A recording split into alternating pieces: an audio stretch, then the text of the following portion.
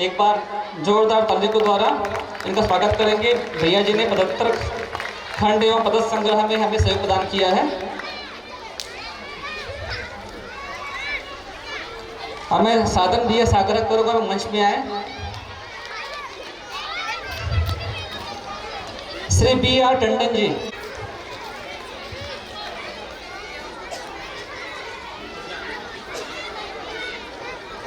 आइए भैया।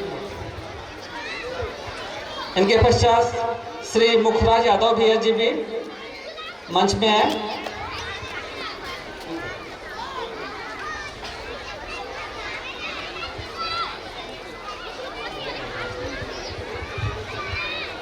साधन भैया जी के हाथों से एक बार जोरदार तालियों के द्वारा अभिनंदन किया जाए भैया टंडन जी का।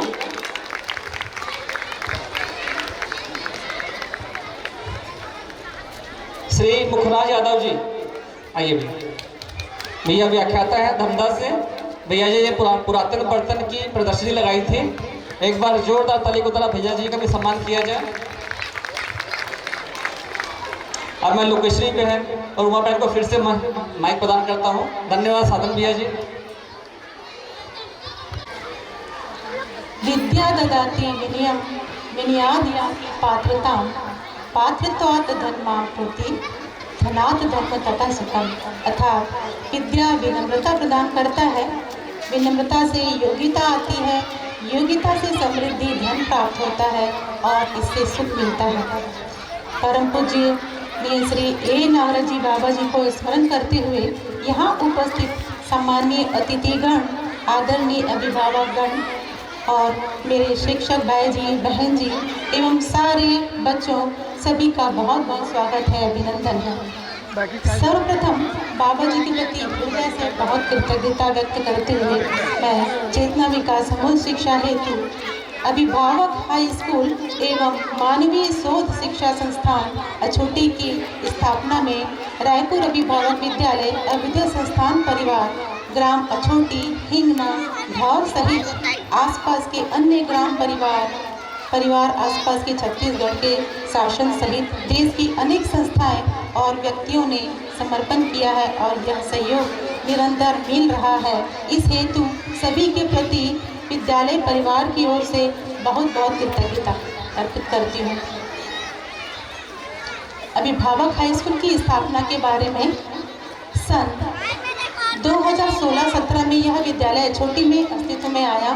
चेतना विकास मूल शिक्षा आधारित विद्यालय की शुरुआत रायपुर अभिभावक विद्यालय से सन 2011 में हुई। 5वीं तक की शिक्षा व्यवहारिक शिक्षा होगी, इस कॉन्सेप्ट को लेकर विकल्प खड़ा किए। 6वीं से आगे की शिक्षा तकनीकी शिक्षा हो, इसके लिए अछोटी अविद्या संस्थान के समीप ही विद्यालय प्रारंभ किया गया।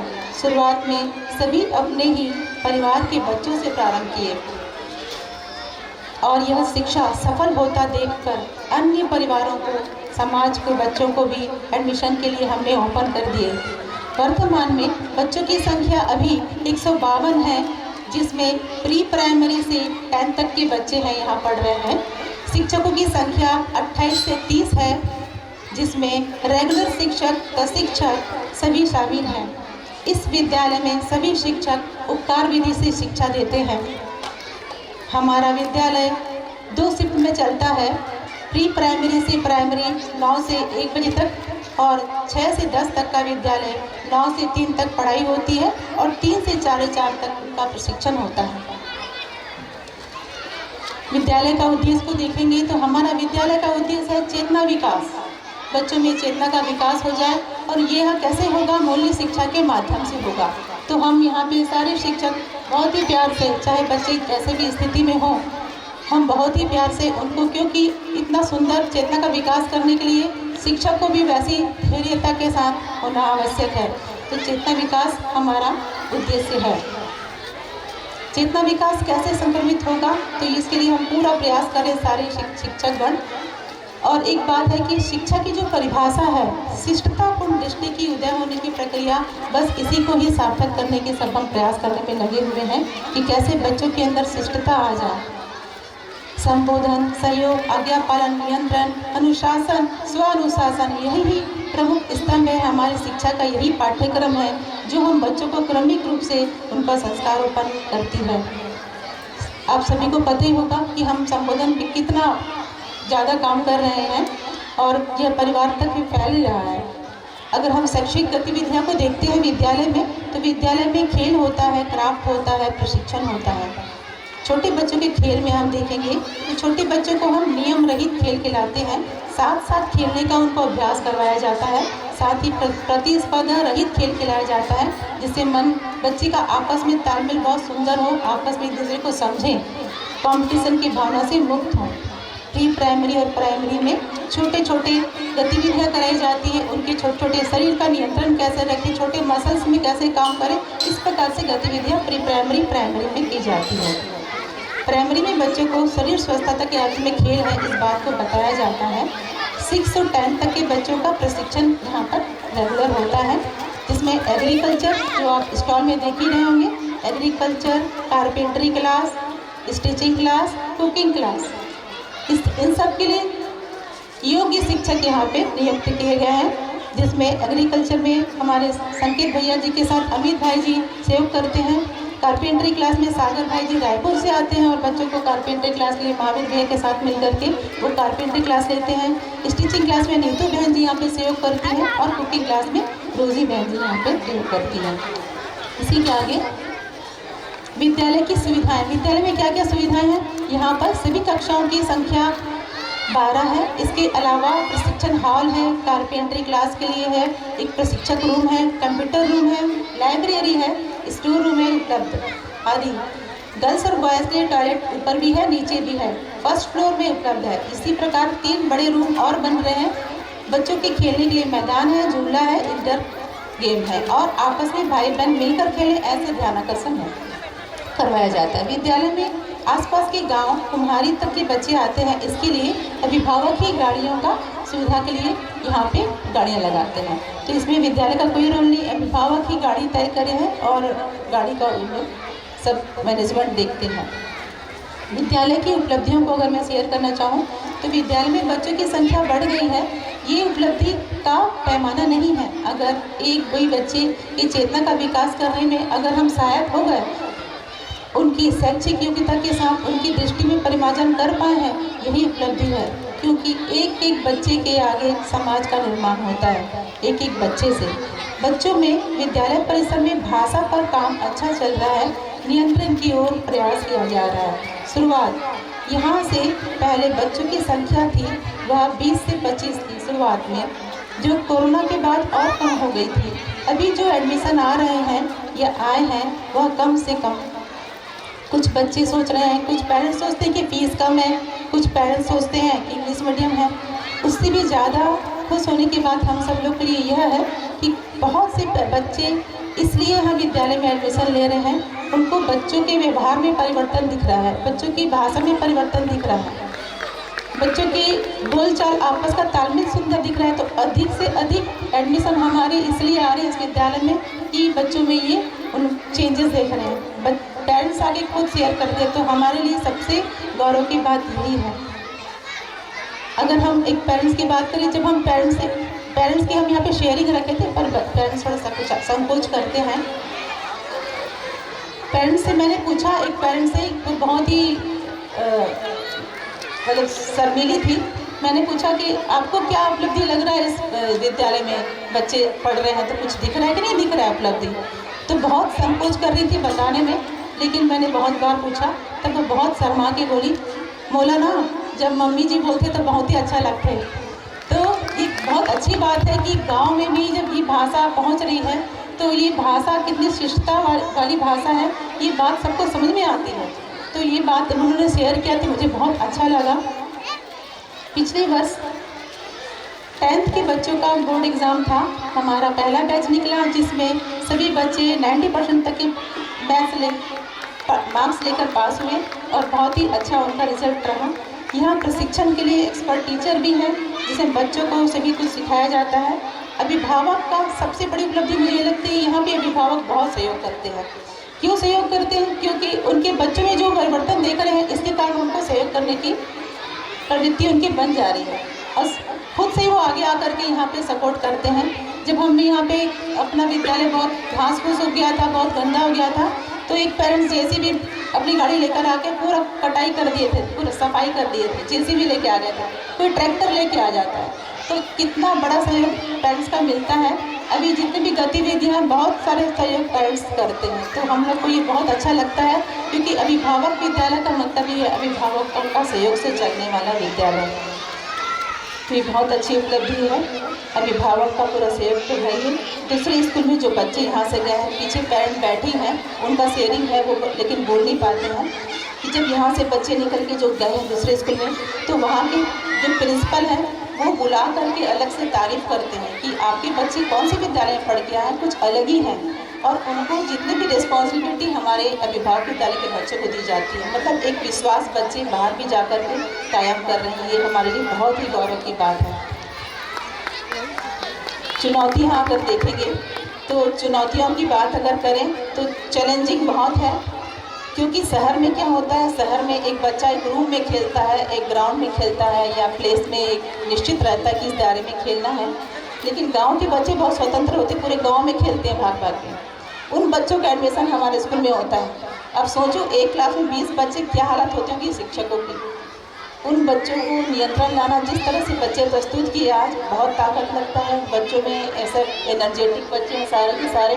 उनको संभालना, वापस लाना और उनको भाषा सिखाना, मम्मी जी पापा जी शब्द को इंट्रोड्यूस कराना, उनके अंदर ये चीज़ लाना बहुत मेहनत लगती है। तो हमारे लिए बहुत बड़ा चैलेंज है, वो सार्थक होता हमको दिख रहा है, आप सभी देखे ही होंगे। इतना सिस्टमेटिक जो ये कार्यक्रम हुआ, बहुत ताकत लगा है, सारे शिक्षक बहुत मेहनत करते हैं। दूसरा चैलेंजिंग अगर देखेंगे तो शिक्षकों की संख्या हमको और बढ़ानी है। इसके लिए हम बहुत कार्यक्रम कर ही रहे हैं कि शिक्षक ट्रेनिंग भी कर रहे हैं और हम शिविर गोष्ठियाँ रखे हैं। अभिभावकों को इस कॉन्सेप्ट से गोष्ठी करके जोड़ना अभी हमारा एक आगे का योजना है कि जितने भी अभिभावक जो गांव से भी हैं और आसपास के जगह से भी हैं, उन सबको हम शिविर से पहले ही गोष्ठी रखते हैं, ताकि गोष्ठी के जरिए वो शिविर से जुड़े। तो एक गोष्ठी हो चुकी, हमारी एक गोष्ठी और होगी। इस तरह से हम गांव-गांव में गोष्ठी करेंगे तो पेरेंट्स को भी इस कॉन्सेप्ट का पता चलेगा। तो ये हमारी आगे की भविष्य की योजना है। इसके साथ ही मैं अपने जो विद्यालय के सबसे शूरवीर टीचर हैं यहाँ के, या योद्धा बोलूँगी, उन सारे योद्धाओं को यहाँ बुलाना चाहूँगी मंच पर। जो प्री प्राइमरी के सारे शिक्षक शिक्षिकाएं हैं वो मंच पर आ जाएं, और सभी शिक्षक, चंद्रकला दीदी, सुरती दीदी, जितने भी प्री प्राइमरी के शिक्षक हैं सारे स्टेज पर आ जाएं बस सभी। मंजू दीदी, जोरदार तालियों से उनका स्वागत किया जाए। ये सारे शिक्षकगण हैं जो बच्चों को इतना सुंदर प्यार किए हैं।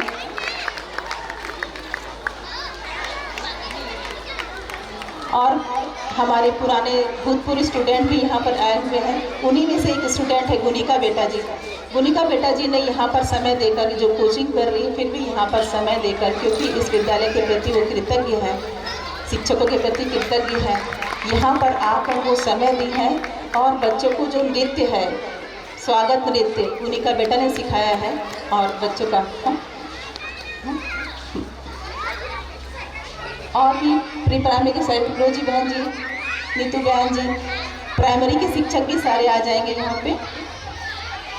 प्रियल बेटा जी भी ने क्लास 1, क्लास 2, क्लास 3 का जो नृत्य है, प्रियल बेटा भी आकर के यहाँ पर समय देती हैं। क्लास 10 को हिस्ट्री पढ़ाती हैं प्रियल बेटा, उनका भी बहुत जोर तालियों से स्वागत किया जाए। तो ये है हमारे विद्यालय के योद्धाएँ जो प्राइमरी क्लास लेती है। और मैं मिडिल स्कूल की टीचर्स को भी आमंत्रण देना चाहूँगी, सभी शिक्षक मंच पर आ जाएं, जितने भी शिक्षक हैं, सोनालिका बहन जी, रानी बहन जी, महावीर भैया, बलवंत भैया, सभी एक बार आ जाए, संकेत भैया, एक बार सभी आ जाएंगे तो एक फ़ोटो हो जाएगा, ग्रुप फ़ोटो, फिर उसके बाद हम सब अपने अपने काम में लग जाएंगे। तो ये सारी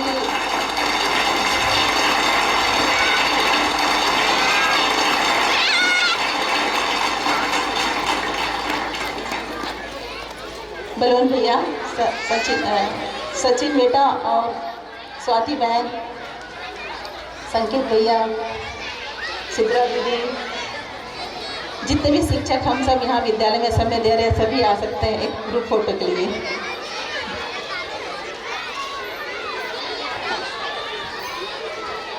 मेघा बेटा, मेघा दीदी, संकेत भैया वो आ रहे हैं, सुब्रा दीदी आइए,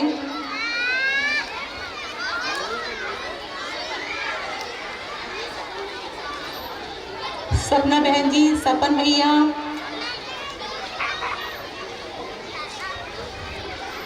और अगर किसी का नाम छूट रहा होगा सभी आप लोग उपस्थित हो जाएं।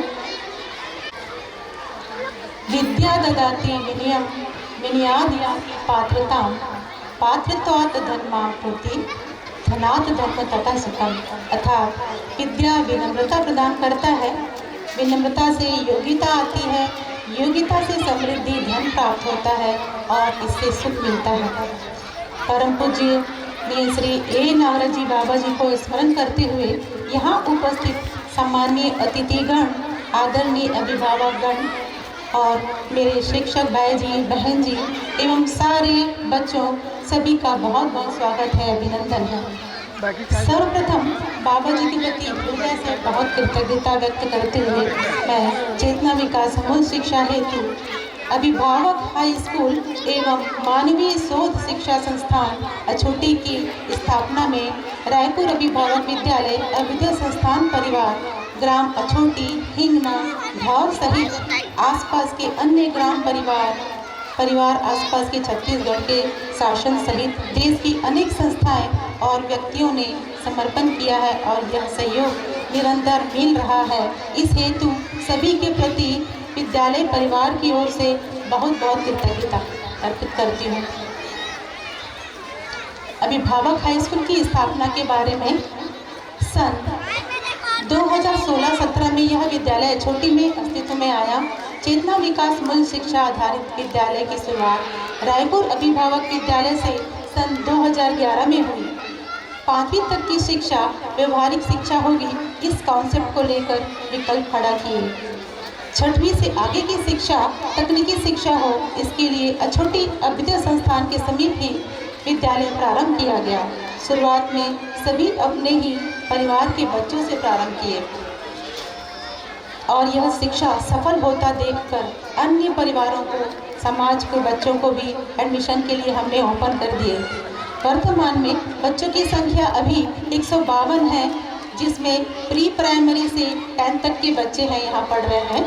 शिक्षकों की संख्या 28 से 30 है, जिसमें रेगुलर शिक्षक, प्रशिक्षक सभी शामिल हैं।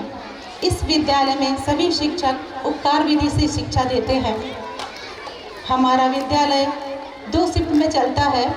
प्री प्राइमरी से प्राइमरी 9 से 1 बजे तक और 6 से 10 तक का विद्यालय 9 से 3 तक पढ़ाई होती है और 3 से 4:30 तक का प्रशिक्षण होता है। विद्यालय का उद्देश्य को देखेंगे तो हमारा विद्यालय का उद्देश्य है चेतना विकास, बच्चों में चेतना का विकास हो जाए और यह कैसे होगा, मूल्य शिक्षा के माध्यम से होगा। तो हम यहाँ पे सारे शिक्षक बहुत ही प्यार से, चाहे बच्चे कैसे भी स्थिति में हों, हम बहुत ही प्यार से उनको, क्योंकि इतना सुंदर चेतना का विकास करने के लिए शिक्षक को भी वैसी धैर्यता के साथ होना आवश्यक है। तो चेतना विकास हमारा उद्देश्य है। चेतना विकास कैसे संक्रमित होगा, तो इसके लिए हम पूरा प्रयास करें सारे शिक्षकगण। और एक बात है कि शिक्षा की जो परिभाषा है, शिष्टतापूर्ण दृष्टि की उदय होने की प्रक्रिया, बस इसी को ही सार्थक करने के सब हम प्रयास करने पे लगे हुए हैं कि कैसे बच्चों के अंदर शिष्टता आ जाए। संबोधन, सहयोग, आज्ञा पालन, नियंत्रण, अनुशासन, स्वानुशासन, यही ही प्रमुख स्तंभ है हमारी शिक्षा का। यही पाठ्यक्रम है जो हम बच्चों को क्रमिक रूप से उनका संस्कारोपण करती है।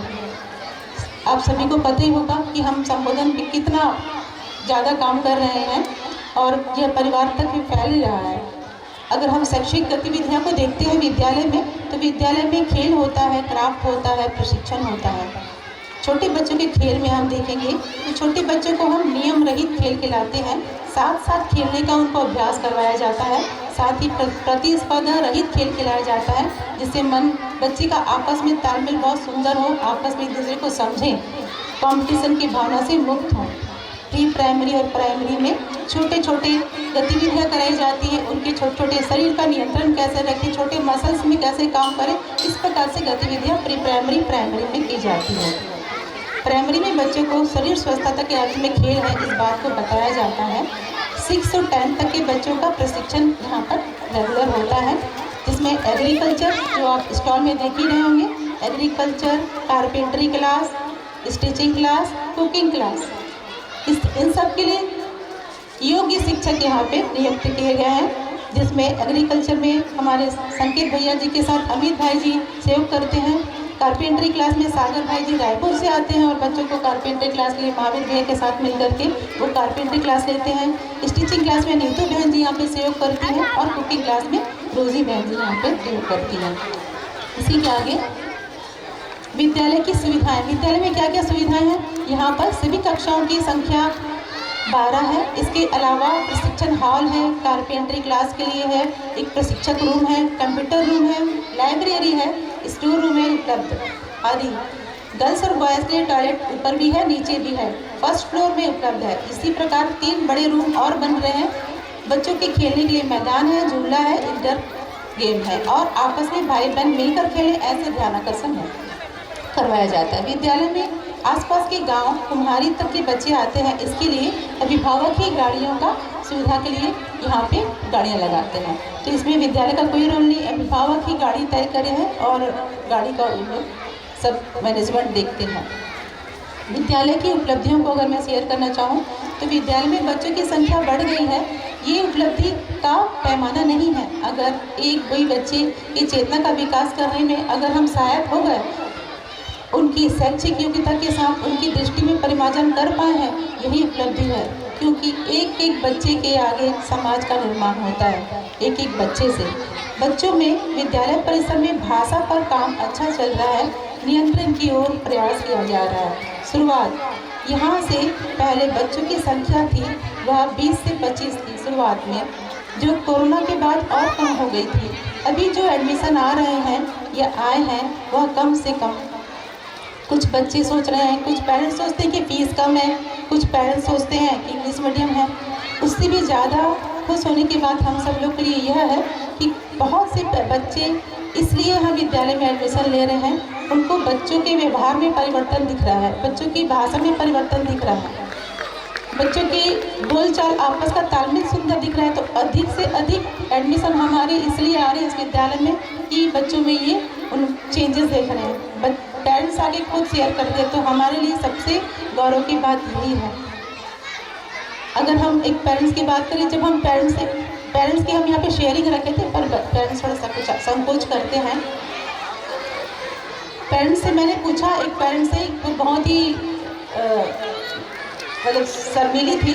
मैंने पूछा कि आपको क्या उपलब्धि लग रहा है इस विद्यालय में, बच्चे पढ़ रहे हैं तो कुछ दिख रहा है कि नहीं दिख रहा है उपलब्धि।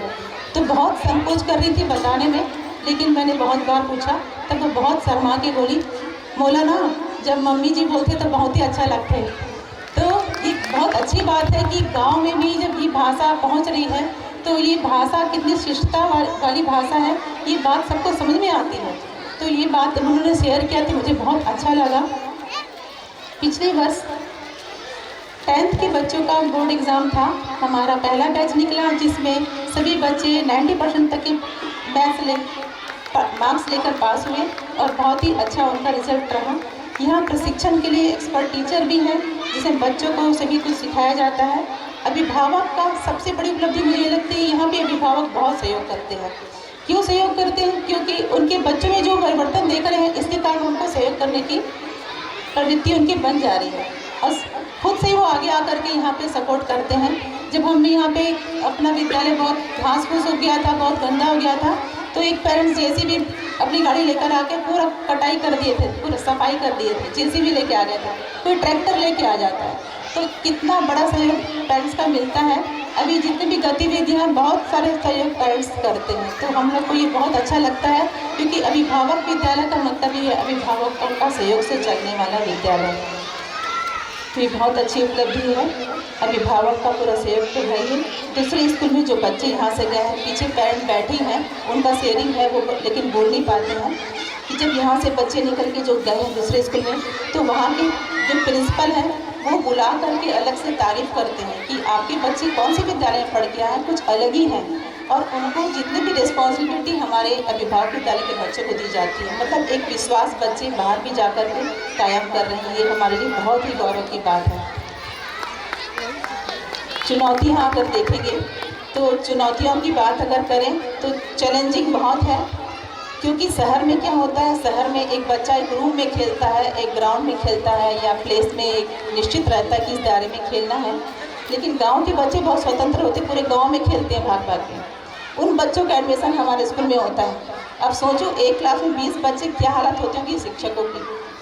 उन बच्चों को नियंत्रण लाना, जिस तरह से बच्चे प्रस्तुत किए आज, बहुत ताकत लगता है बच्चों में। ऐसे एनर्जेटिक बच्चे हैं सारे के सारे, उनको संभालना, वापस लाना और उनको भाषा सिखाना, मम्मी जी पापा जी ये शब्द को इंट्रोड्यूस कराना, उनके अंदर ये चीज़ लाना बहुत मेहनत लगती है। तो हमारे लिए बहुत बड़ा चैलेंज है, वो सार्थक होता हमको दिख रहा है। आप सब भी देखे होंगे इतना सिस्टमेटिक जो ये कार्यक्रम हुआ, बहुत ताकत लगा है, सारे शिक्षक बहुत मेहनत करते हैं।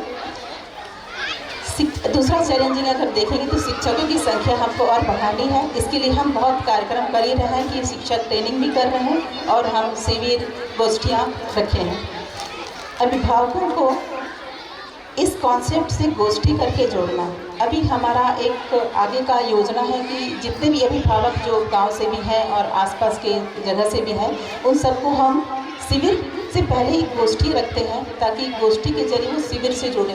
तो एक गोष्ठी हो चुकी, हमारी एक गोष्ठी और होगी। इस तरह से हम गांव-गांव में गोष्ठी करेंगे तो पेरेंट्स को भी इस कॉन्सेप्ट का पता चलेगा। तो ये हमारी आगे की भविष्य की योजना है। इसके साथ ही मैं अपने जो विद्यालय के सबसे शूरवीर टीचर हैं यहाँ के, या योद्धा बोलूँगी, उन सारे योद्धाओं को यहाँ बुलाना चाहूँगी मंच पर। जो प्री प्राइमरी के सारे शिक्षक शिक्षिकाएं हैं वो मंच पर आ जाएं, और सभी शिक्षक, चंद्रकला दीदी, सुरती दीदी, जितने भी प्री प्राइमरी के शिक्षक हैं सारे स्टेज पर आ जाएं पर सभी। मंजू दीदी, जोरदार तालियों से उनका स्वागत किया जाए। ये सारे शिक्षकगण हैं जो बच्चों को इतना सुंदर प्यार किए हैं।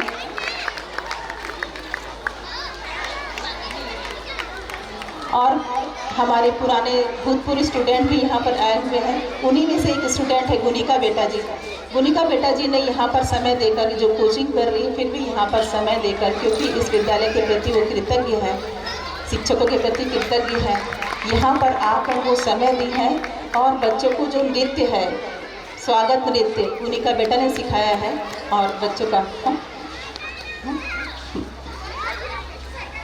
और भी प्री प्राइमरी के साइड रोजी बहन जी, नीतू बहन जी, प्राइमरी के शिक्षक भी सारे आ जाएंगे यहाँ पे। प्रियल बेटा जी भी ने क्लास 1, क्लास 2, क्लास 3 का जो नृत्य है, प्रियल बेटा भी आकर के यहाँ पर समय देती हैं। क्लास 10 को हिस्ट्री पढ़ाती हैं प्रियल बेटा, उनका भी बहुत जोर तालियों से स्वागत किया जाए। तो ये है हमारे विद्यालय के योद्धाएं जो प्राइमरी क्लास देती हैं। और मैं मिडिल स्कूल की टीचर्स को भी आमंत्रण देना चाहूँगी, सभी शिक्षक मंच पर आ जाएं। जितने भी शिक्षक हैं, सोनालिका बहन जी, रानी बहन जी, महावीर भैया, बलवंत भैया, सभी एक बार आ जाए, संकेत भैया, एक बार सभी आ जाएंगे तो एक फ़ोटो हो जाएगा, ग्रुप फ़ोटो, फिर उसके बाद हम सब अपने अपने काम में लग जाएंगे। तो ये सारी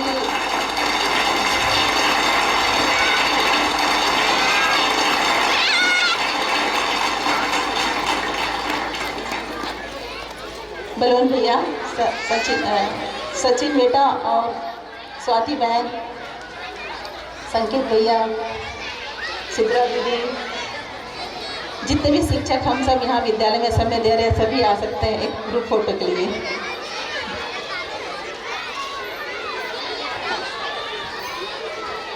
मेघा बेटा, मेघा दीदी, संकेत भैया वो आ रहे हैं, सुब्रा दीदी आइए,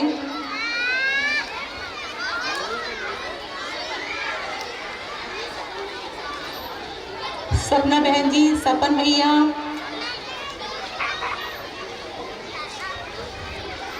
और अगर किसी का नाम छूट रहा होगा सभी आप लोग उपस्थित हो जाएं।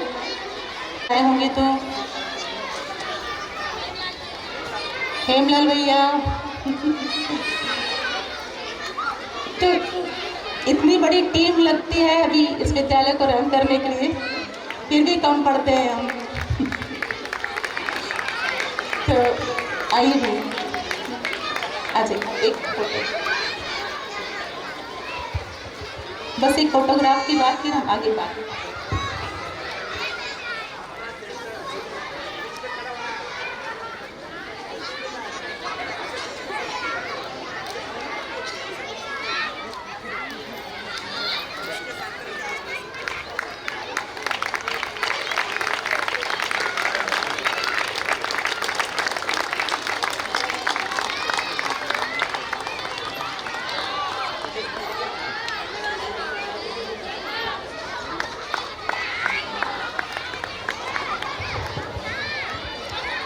इसी के साथ मैं अपना शब्द समाप्त करती हूँ।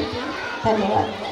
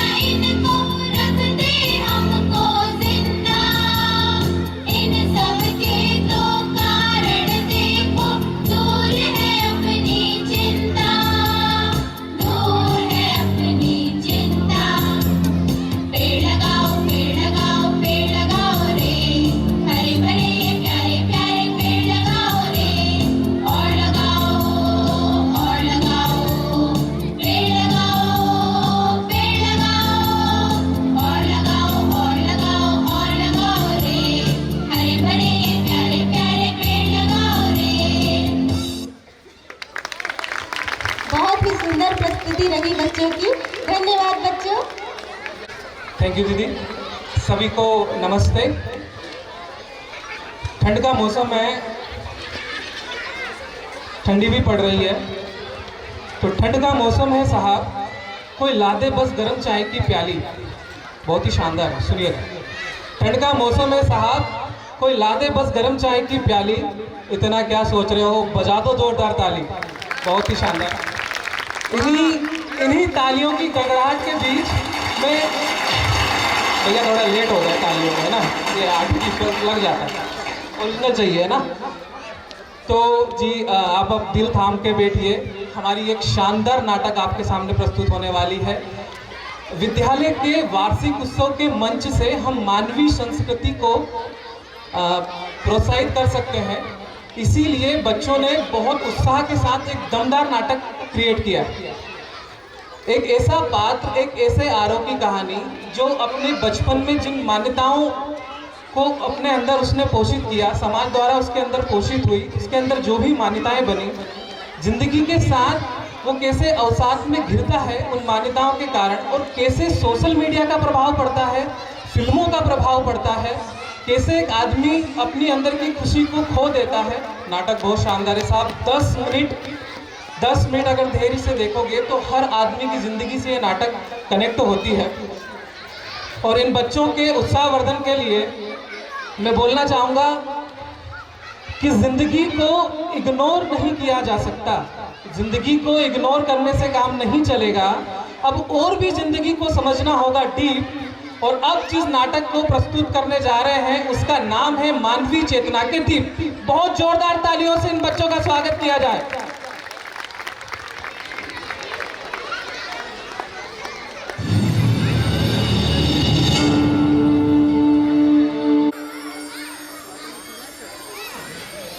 अभिभावक विद्यालय के एनुअल फंक्शन में पधारे सभी लोगों का हार्दिक स्वागत है। अब आपके सामने एक नाटक का प्रस्तुतिकरण होने जा रहा है जिसका नाम है मानवीय चेतना का दीप।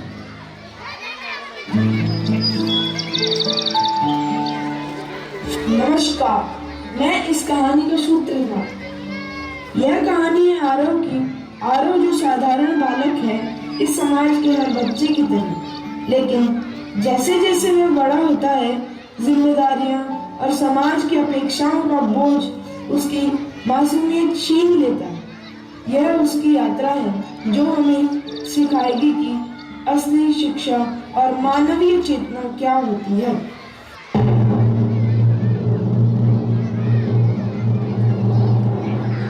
माता पिता का संवाद और छोटे आरव पर उसका प्रभाव।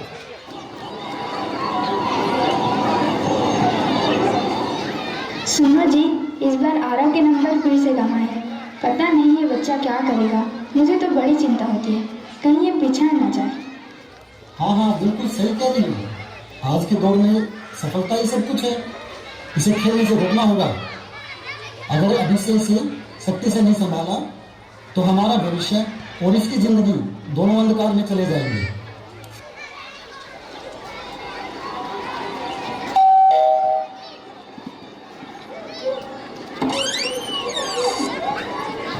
चलो ना क्रिकेट खेलते हैं, मैदान में बड़ा मजा आ रहा है। अरे नहीं यार, मुझे ट्यूशन जाना है। मम्मी पापा कहते हैं खेलने से समय बर्बाद होता है। वो कहते हैं पढ़ोगे लिखोगे तो बनोगे नवाब, खेलोगे कूदोगे तो होगे खराब। अरे भाई, खेल भी तो जिंदगी का हिस्सा है। हर लोग पढ़ाई कैसे कर सकता है? अरे नहीं यार, मेरे पास खेलने का समय नहीं है। शायद मेरे लिए खुशी का मतलब ही पढ़ाई बन गई है। मासूम बचपन के खिलौने किताबों में छिप गए। खेल के मैदान अब केवल नंबरों की जंग बन गए। क्या यही आज की शिक्षा का उद्देश्य है?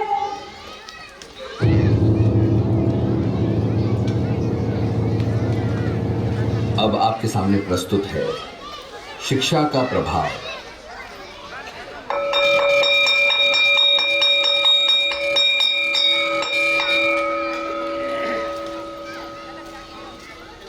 गुड मॉर्निंग बच्चों। तो आज हम पढ़ेंगे सफलता। क्या आप में से किसी को पता है कि सफलता का मतलब क्या होता है?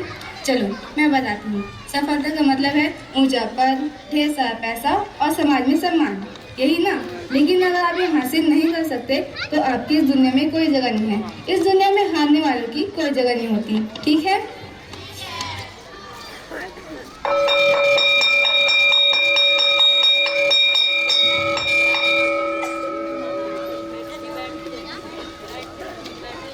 अगर यही सब कुछ है तो मैं अंदर से इतना खाली क्यों महसूस करता हूँ?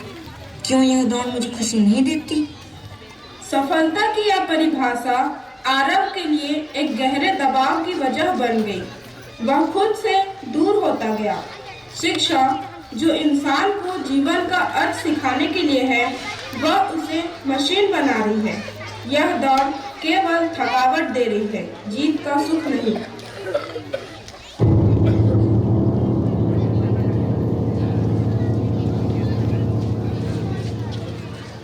अब आगे की कड़ी में आपके सामने प्रस्तुत होने जा रहा है वयस्क आरव की जिंदगी का संघर्ष। कैसे आरव समाज की इस दौड़ में फंसकर अपनी जिंदगी में दुखों से गिर जाता है। भाग 1, पति और पत्नी का संघर्ष।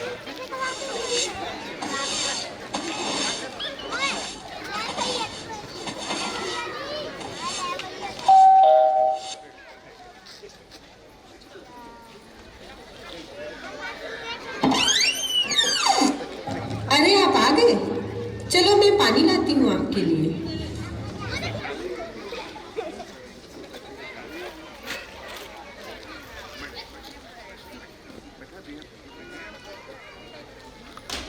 क्या बात है, कुछ कहना है? आपके पास टाइम ही कहाँ है मेरी बात सुनने के लिए? आप सुबह से रात तक काम करते हो, क्या ये दौड़ कभी खत्म होगी? तुम समझती क्यों नहीं? यह सब हमारे बेहतर भविष्य के लिए है। ये लोन की किस्तें, खर्चे, इन्हें कोई और नहीं चुकाएगा। अगर मैं काम नहीं करूँगा तो ये घर कैसे चलेगा? कौन सा भविष्य जिसमें हम एक दूसरे को भूल जाएं? तुम्हें सब कुछ चाहिए, पैसा, समय, खुशी, लेकिन मैं इंसान हूँ, मशीन नहीं। मैं हर तरफ से हार चुका हूँ। आपके पास तो समय ही नहीं है, इसलिए अब हमारे बीच अपनापन भी नहीं बचा। आखिर कब तक चलेगा ये सब?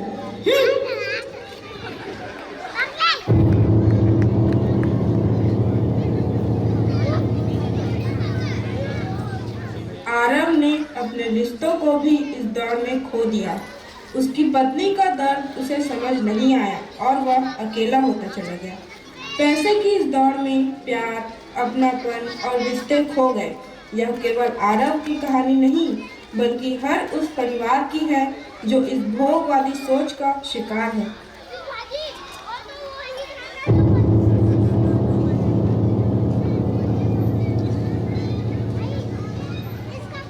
भाग 2, परिवार के अन्य सदस्यों से टूटते रिश्ते। बेटा सुनो, तुम्हारे पास फोन के लिए समय है, लेकिन अपनी माँ के लिए इतना भी वक्त नहीं है। क्या अब माँ बाप केवल तेरे लिए मजबूरी बन गई है आरव? अरे हम चाहते थे तू सफल हो, लेकिन तू हमें भूल जाएगा, ये तो हमने कभी सोचा ही नहीं था। तुझे पता है कि तेरी इस भाग दौड़ का असर हम सब पर कितना पड़ रहा है? तो क्या करूं, सब छोड़ दूं? पापा, आप समझते क्यों नहीं? आजकल का जमाना आसान नहीं है, हर दिन लड़ना पड़ता है। पैसा कमाना कोई मजाक नहीं है। पैसा कमा बेटा, लेकिन इतना मत दौड़ कि रिश्तों की डोर ही टूट जाए। हम तो सिर्फ तेरा साथ चाहते हैं।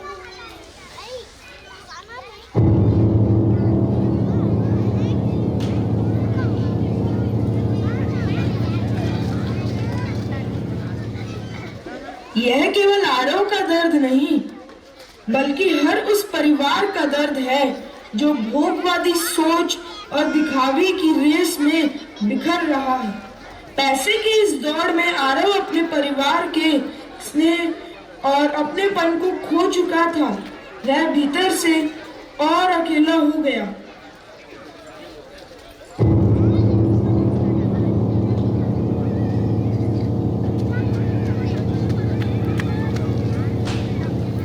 भाग 3, समाज के लोगों का संवाद।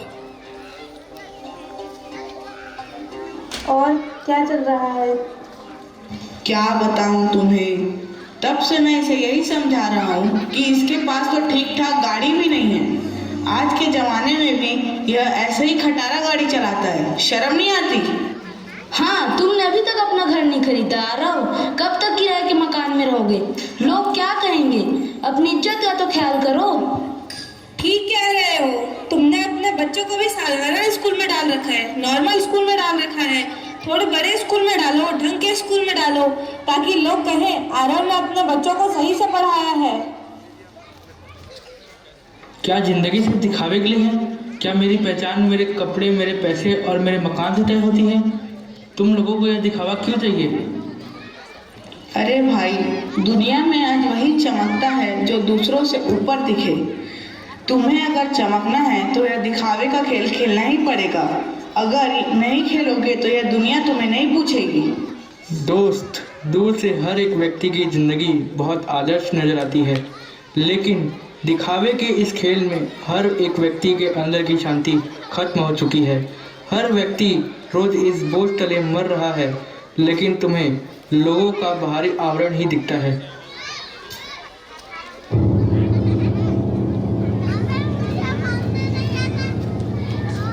दिखावे की यह भूख केवल आरव की नहीं, पूरे समाज की समस्या है। आरव हर तरफ से फंसा हुआ था। समाज ने उसकी पहचान भुलाकर उसे केवल दौड़ने वाली मशीन बना दी थी, जिसमें इंसानियत कहीं पीछे ही छूट जा रही थी।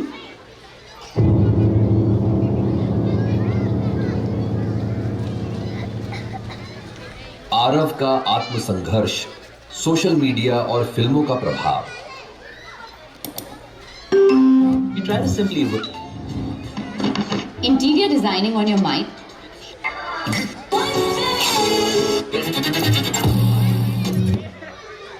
इंस्टाग्राम पर हर कोई इतना खुश भी दिखता है।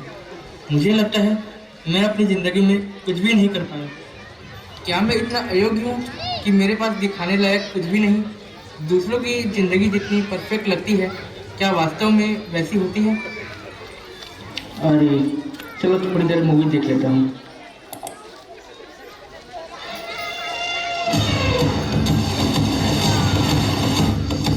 कौन है ये आदमी? इसे ना पैसों की परवाह है, ना पावर का खौफ। जरूर इसे कोई गहरी चोट लगी है। पुष्पा, 2.5 अक्षर, नाम छोटा है लेकिन साउंड बहुत बड़ा है।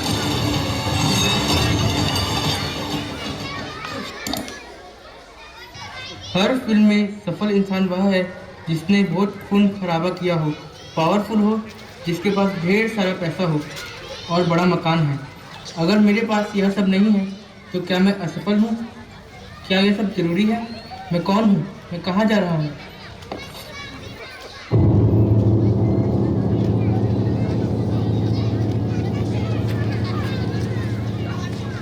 सोशल मीडिया और फिल्मों ने खुशी की परिभाषा ही बदल दी है। अब खुशी केवल दिखावे और भोगवाद में सिमट कर रह गई है। इस भ्रम जाल ने इंसान को खुद से दूर और समाज से अलग कर दिया है।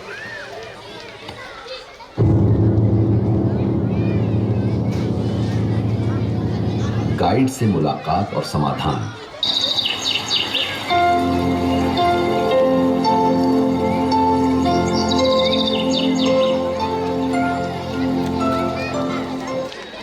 बेटा आरव, तुमने अपनी असली खुशी को खो दिया है। सोशल मीडिया, फिल्म, मान्यताओं और समाज ने तुम्हें अपने आप से दूर कर दिया है। असली खुशी दिखावे में नहीं, रिश्तों, संबंध और संतुलन में है। यह शिक्षा तुम्हें केवल दौड़ना सिखा रही है, लेकिन शिक्षा का असली मतलब है जीवन को संतुलित करना, अपने परिवार और समाज के साथ जुड़ना और प्रकृति के साथ सामंजस्य स्थापित करना। तुम्हें समझ नहीं आता? तुम्हारी भोगवादी सोच ने सिर्फ तुम्हें नहीं, हमें और आने वाली पीढ़ियों को भी गहरे जख्म दिए हैं। लाखों पेड़ जो तुमने लाभ की मानसिकता के चलते काट दिए, हर कटे हुए पेड़ के साथ हमारी सांसें भी कट रही हैं। हर नदी जो तुमने विषैली कर दी, उसने न सिर्फ पानी बल्कि हमारी आत्मा की भी शुद्धता छीन ली। ये लालच तुम्हारी आत्मा को खोखला कर रहा है और तुम्हारा यह अंधापन पूरे संसार को खाई में धकेल रहा है। क्या तुम्हें सुनाई नहीं देता? उन बच्चों की सिसकियाँ जो तुम्हारी लाभ मानसिकता के कारण भूख से तड़प कर जमीन पर गिरे, क्या तुम्हें दिखाई नहीं देता? वो सूखा जो तुम्हारी स्वार्थपरता ने हमारे खेतों और दिलों पर छोड़ा है। तुम्हारा हर कदम प्रकृति को चीरता है, लेकिन याद रखो, ये वही प्रकृति है जो एक दिन तुम्हारे विनाश का हिसाब लिखेगी। अब भी समय है, जाग जाओ, वरना आने वाली पीढ़ी ना तुम्हारा नाम लेगी, ना तुम्हारी कब्र पर फूल चढ़ाएगी। आरव का आत्मबोध। मैं समझ गया हूँ, अधिक से अधिक पैसा, पद की लालसा और दिखावा जीवन का मतलब नहीं है। मैं अपने रिश्तों को संवारूंगा, प्रकृति का सम्मान करूंगा, प्रकृति के साथ संतुलन स्थापित करूंगा और समाज के इस दिखावे के खेल से बाहर निकलूंगा। आरव की यह यात्रा उसकी नहीं बल्कि हर उस इंसान की है जो दिखावा और भोगवाद के जाल में फंसा हुआ है और घुट घुट के मर रहा है और अपनों को मार रहा है। जीवन का असली अर्थ है संतुलन, रिश्तों में अपनापन, समाज में सहयोग और प्रकृति का संवर्धन। आइए मानवीय चेतना का दीप जलाएं और इस दौर से बाहर निकलें।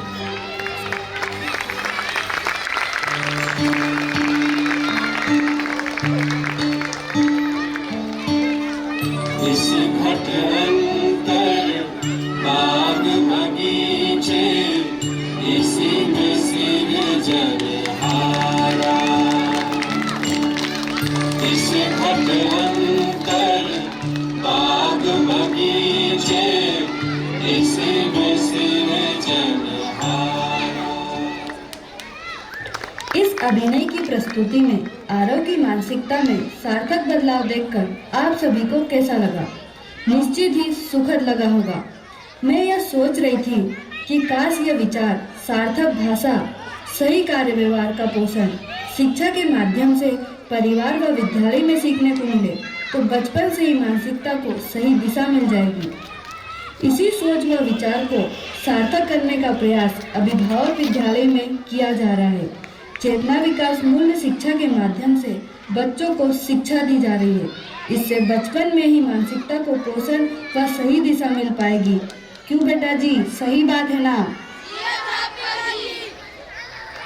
अभिभावक विद्यालय, अभिभावक विद्यालय अभ्युदय का मार्ग दिखाए, मार्ग दिखाए।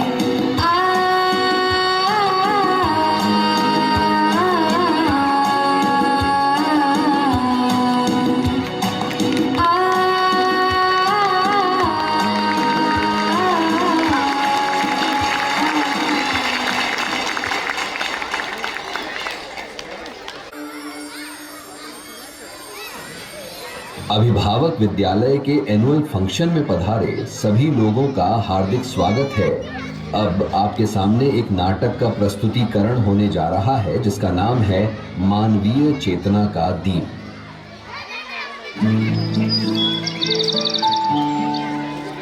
नमस्कार, मैं इस कहानी का सूत्रधार। यह कहानी है आरव की। आरव जो साधारण बालक है इस समाज के हर बच्चे की तरह, लेकिन जैसे जैसे वह बड़ा होता है जिम्मेदारियां और समाज की अपेक्षाओं का बोझ उसकी मासूमियत छीन लेता है। यह उसकी यात्रा है जो हमें सिखाएगी कि असली शिक्षा और मानवीय चेतना क्या होती है।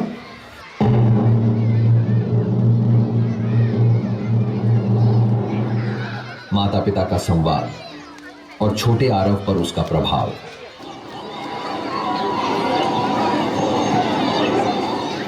सुनो जी, इस बार आरव के नंबर फिर से कम आए हैं। पता नहीं ये बच्चा क्या करेगा। मुझे तो बड़ी चिंता होती है, कहीं ये पिछड़ ना जाए। हाँ हाँ, बिल्कुल सही कह रही हो। आज के दौर में सफलता ही सब कुछ है। इसे खेलने से रोकना होगा। अगर अभी से इसे सख्ती से नहीं संभाला तो हमारा भविष्य और इसकी जिंदगी दोनों अंधकार में चले जाएंगे।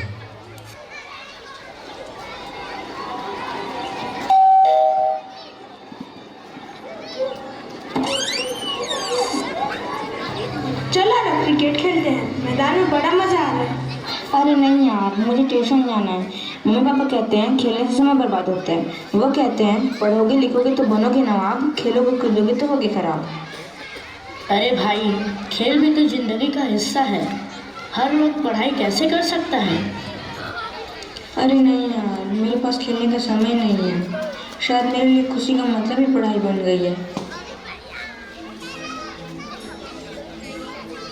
मासूम बचपन के खिलौने किताबों में छिप गए।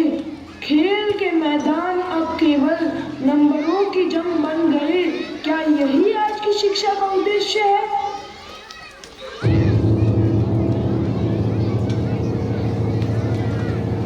अब आपके सामने प्रस्तुत है शिक्षा का प्रभाव।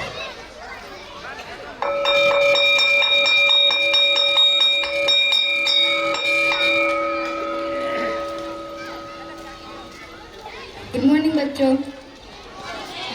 तो आज हम पढ़ेंगे सफलता। क्या आप में से किसी को पता है कि सफलता का मतलब क्या होता है? चलो मैं बताती हूँ। सफलता का मतलब है ऊंचा पद, ढेर सारा पैसा और समाज में सम्मान, यही ना। लेकिन अगर आप ये हासिल नहीं कर सकते तो आपकी इस दुनिया में कोई जगह नहीं है। इस दुनिया में हारने वालों की कोई जगह नहीं होती, ठीक है?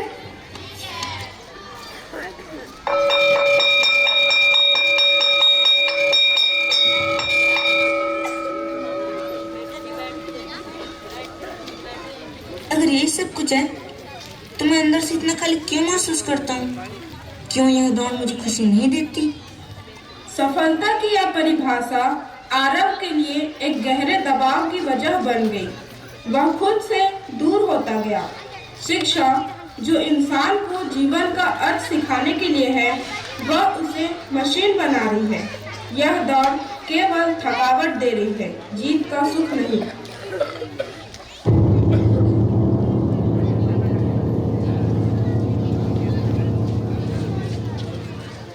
अब आगे की कड़ी में आपके सामने प्रस्तुत होने जा रहा है वयस्क आरव की जिंदगी का संघर्ष। कैसे आरव समाज की इस दौड़ में फंसकर अपनी जिंदगी में दुखों से गिर जाता है। भाग 1, पति और पत्नी का संघर्ष।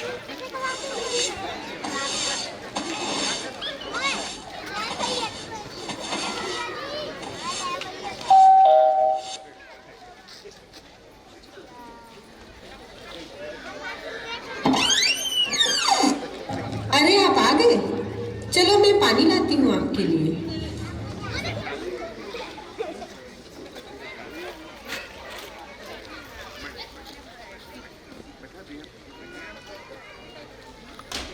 क्या बात है, कुछ कहना है? आपके पास टाइम ही कहाँ है मेरी बात सुनने के लिए? आप सुबह से रात तक काम करते हो, क्या ये दौड़ कभी खत्म होगी? तुम समझती क्यों नहीं? यह सब हमारे बेहतर भविष्य के लिए है। ये लोन की किस्तें, खर्चे, इन्हें कोई और नहीं चुकाएगा। अगर मैं काम नहीं करूँगा तो ये घर कैसे चलेगा?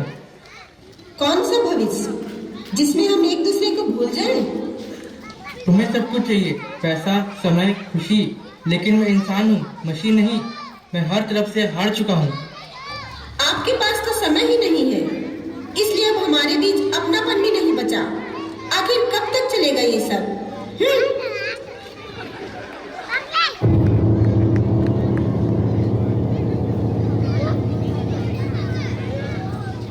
आरव ने अपने रिश्तों को भी इस दौड़ में खो दिया। उसकी पत्नी का दर्द उसे समझ नहीं आया और वह अकेला होता चला गया। पैसे की इस दौड़ में प्यार, अपनापन और रिश्ते खो गए। यह केवल आरव की कहानी नहीं, बल्कि हर उस परिवार की है जो इस भोग वाली सोच का शिकार है।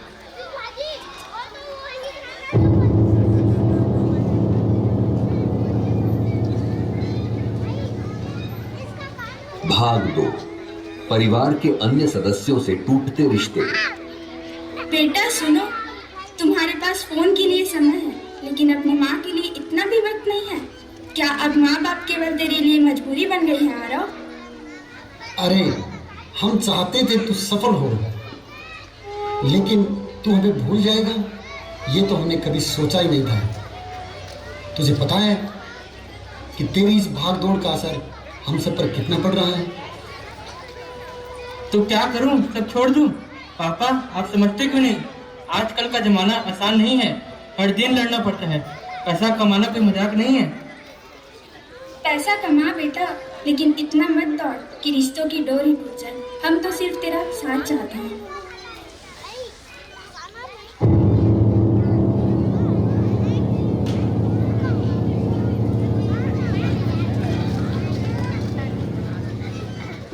यह केवल आरव का दर्द नहीं, बल्कि हर उस परिवार का दर्द है जो भोगवादी सोच और दिखावे की रेस में बिखर रहा है। पैसे की इस दौड़ में आरव अपने परिवार के स्नेह और अपनेपन को खो चुका था। वह भीतर से और अकेला हो गया।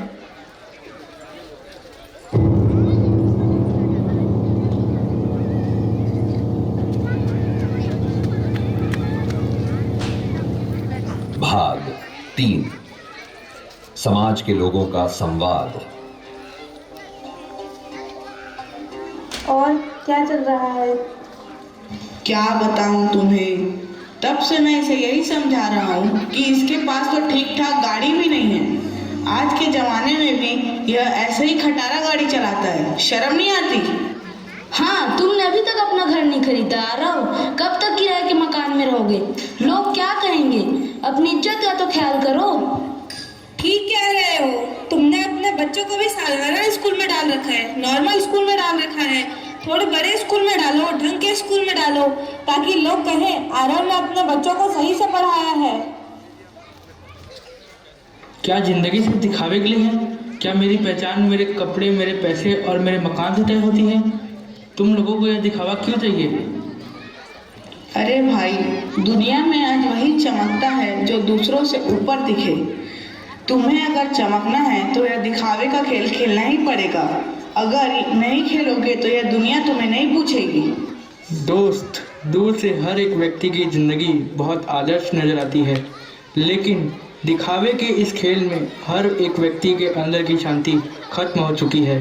हर व्यक्ति रोज इस बोझ तले मर रहा है, लेकिन तुम्हें लोगों का बाहरी आवरण ही दिखता है।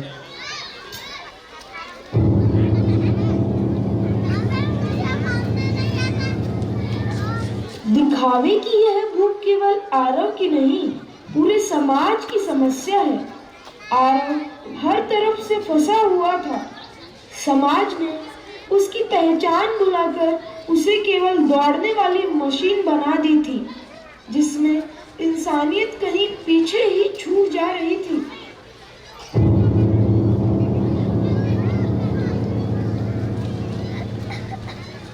आरव का आत्मसंघर्ष, सोशल मीडिया और फिल्मों का प्रभाव। You try to simply look. Interior designing on your mind.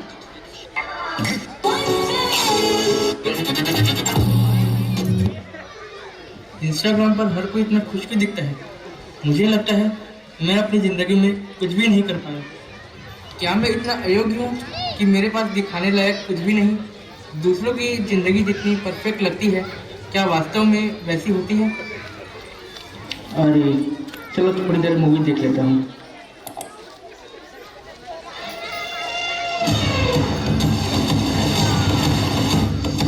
कौन है ये आदमी जिसे ना पैसों की परवाह है, ना पावर का खौफ? जरूर इसे कोई गहरी चोट लगी है। पुष्प, 2.5 अक्षर, नाम छोटा है लेकिन साउंड बहुत बड़ा।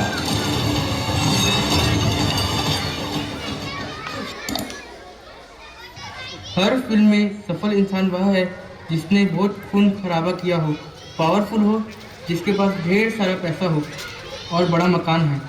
अगर मेरे पास यह सब नहीं है तो क्या मैं असफल हूँ? क्या यह सब जरूरी है? मैं कौन हूँ? मैं कहाँ जा रहा हूँ?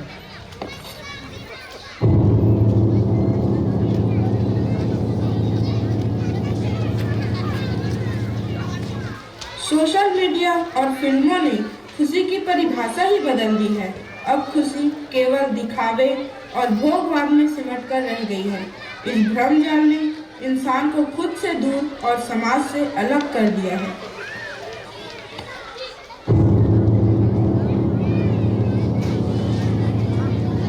गाइड से मुलाकात और समाधान।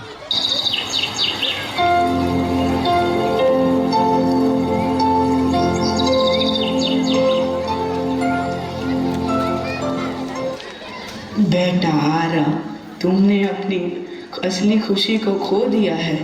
सोशल मीडिया, फिल्म, मान्यताओं और समाज ने तुम्हें अपने आप से दूर कर दिया है। असली खुशी दिखावे में नहीं, रिश्तों, संबंध और संतुलन में है। यह शिक्षा तुम्हें केवल दौड़ना सिखा रही है, लेकिन शिक्षा का असली मतलब है जीवन को संतुलित करना, अपने परिवार और समाज के साथ जुड़ना और प्रकृति के साथ सामंजस्य स्थापित करना।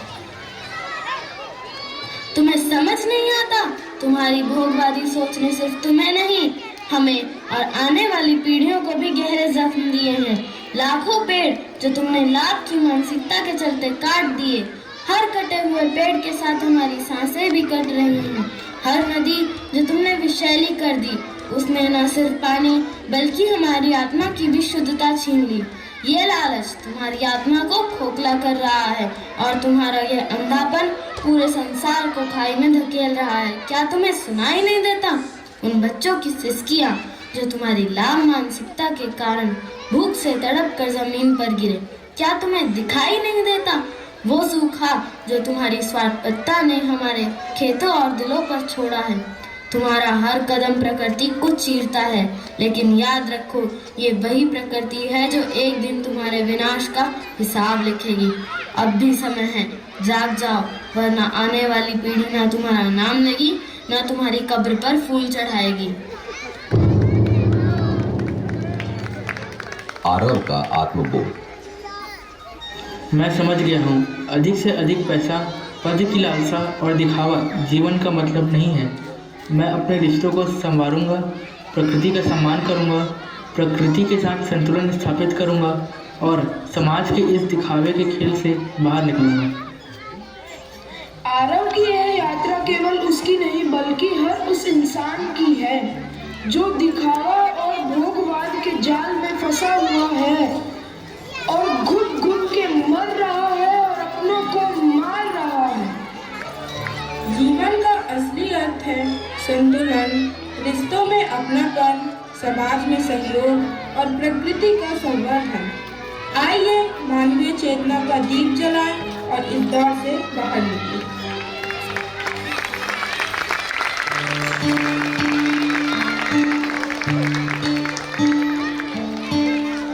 इस घट अंतर बाग बगीचे, इसी में सिरजन हारा। इस घट अंतर बाग बगीचे, इसी में सिरजन हारा। इस अभिनय की प्रस्तुति में आरव की मानसिकता में सार्थक बदलाव देखकर आप सभी को कैसा लगा? निश्चित ही सुखद लगा होगा। मैं यह सोच रही थी कि काश यह विचार, सार्थक भाषा, सही कार्य व्यवहार का पोषण शिक्षा के माध्यम से परिवार व विद्यालय में सीखने को मिले तो बचपन से ही मानसिकता को सही दिशा मिल जाएगी। इसी सोच व विचार को सार्थक करने का प्रयास अभिभावक विद्यालय में किया जा रहा है। चेतना विकास मूल्य शिक्षा के माध्यम से बच्चों को शिक्षा दी जा रही है। इससे बचपन में ही मानसिकता को पोषण व सही दिशा मिल पाएगी। क्यों बेटा जी, सही बात है ना? अभिभावक विद्यालय, अभिभावक विद्यालय अभ्युदय का मार्ग दिखाए, मार्ग दिखाए।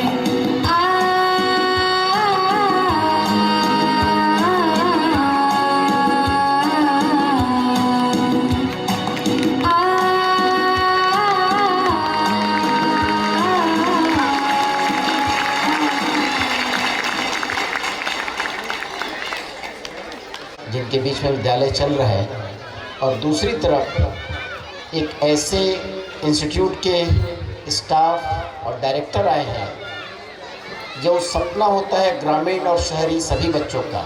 आज हमारे बीच में एनआईटी के director doctor N V. Ramana Rao sir आए हुए हैं। आपका हार्दिक स्वागत है सर। उनके साथ में डॉक्टर समीर वाजपेयी जो एनआईटी रायपुर में ह्यूमैनिटीज़ के प्रोफेसर हैं, एचओडी हैं, वो हमारे बीच में हैं। डॉक्टर सुभाषिष सान्याल जी मैकेनिकल इंजीनियरिंग के प्रोफेसर हैं। सर आइए। डॉक्टर सुभाषिष सान्याल जी एनआईटी रायपुर के प्रोफेसर हैं। तो आप देख सकते हैं कि आज के इस कार्यक्रम को देखने के लिए एनआईटी के टॉप ऑफिसर्स हमारे बीच में हैं। और सबसे बड़ी बात आप लोग सब महसूस कर रहे हैं, हम सब के प्रिय सोम भैया हमारे बीच में उपस्थित हैं। तो सोम त्यागी भैया आप आ जाएँ मंच पर तो अच्छा रहेगा।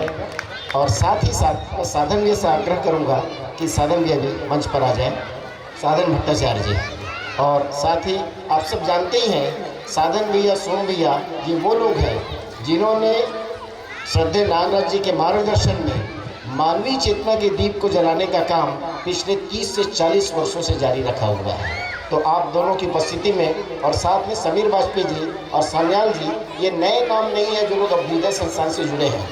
8 से लगभग 20 वर्ष पहले पहली बार इंजीनियरिंग कॉलेज के बच्चे यहाँ पे अध्ययन शिविर करने के लिए, जीवन विद्या शिविर करने के लिए पहली बार आए थे। तो उन दोनों को आने में जो मुख्य प्रेरणा रही डॉक्टर समीर वाजपेयी और सान्याल जी की रही है। तो मैं आग्रह करूँगा कि अपनी बातों को रखेंगे, तो शुरुआत करेंगे। तो हमारे बीच में बहुत सारे अतिथिगण भी हैं, तो शुरुआत करते हैं।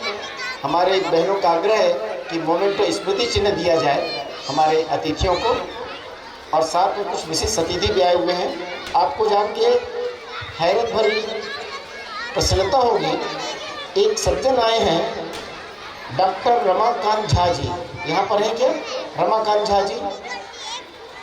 रमाकांत झा जी छत्तीसगढ़ के स्कूल के प्रिंसिपल रहे हैं, और उन्हें जब ये पता चला कि अभिभावक विद्यालय का वार्षिक कार्यक्रम है, तो वो उनका पोता नाइजीरिया में रहता है, उस पोते को लेकर आए हैं इस विद्यालय को दिखाने के लिए। तो रमाकांत झा जी अगर कहीं पर हो तो कृपया आ जाए सामने, तो अच्छा रहेगा। इसी तरह से हमारे बीच में बहुत सारे साथी आए हैं। मैं देख रहा हूँ राजिम से तेजराम साहू जी आए हुए हैं। तेजराम भाई को उससे पता चला कि अभिभावक विद्यालय का कोई कार्यक्रम है, तो अपना सारा काम कर छोड़ कर आए हैं। ये किसानों के बहुत बड़े नेता रहे हैं, आप लोग बहुत कम लोग जानते होंगे। किसान भाइयों को तेजराम साहू जी का नाम नया नहीं लगेगा, इन्होंने एक लंबी लड़ाई लड़ी किसानों के लिए। तो उन सभी अतिथियों का हार्दिक स्वागत है। आगे मैं स्वामी का भाभी से आग्रह करूँगा वे एन.वी. रमना राव जी को मोमेंट दे करके इनको सम्मान करें। एक बार जोरदार तालियों के द्वारा हमारे मुख्य अतिथि रमना राव जी का अभिनंदन किया जाए। इसके पश्चात मैं रानी भाभी से आग्रह करूंगा वे आएँ, और डॉक्टर समीर वाजपेयी जी जो प्रोफेसर हैं NIT रायपुर से, उन्हें मोमेंटे दे करके सम्मानित करें।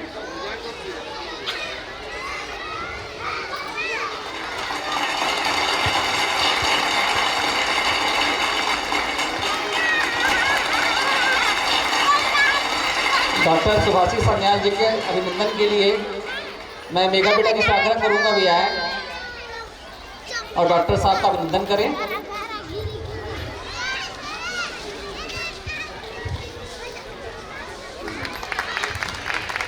जोरदार ताली के द्वारा हमारे जितने भी अतिथि मंच पे उपस्थित है उनका सम्मान में तालियां बजाते रहें। अब मैं उद्बोधन के लिए हमारे आज के मुख्य अतिथि डॉक्टर एन.वी. रमना राव जी से आग्रह करूंगा वे आएँ और बच्चों की उत्साहवर्धन के लिए अपने वक्तव्य से में अनुग्रहित करें। एक बार जोरदार ताली के द्वारा सम्मान किया जाए।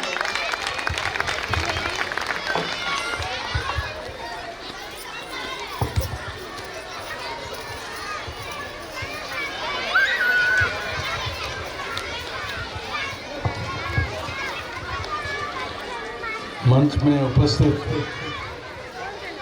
Doctor Sameer Vajpayee ji, professor NIT Raipur, doctor Subhashi Sanyal ji, Som Bhai ji और साधन भाई जी, और आज यहाँ उपस्थित हुए सभी गेस्ट एंड पेरेंट्स, शिक्षक दीदी और भैया जी, आज इस उत्सव मूल्यों का अभिभावक विद्यालय अछोटी के वार्षिकोत्सव में आना मुझे बहुत खुशी दे रहा है। मैं इसके लिए हमारे प्रोफेसर समीर वाजपेयी जी को धन्यवाद दे रहा हूँ।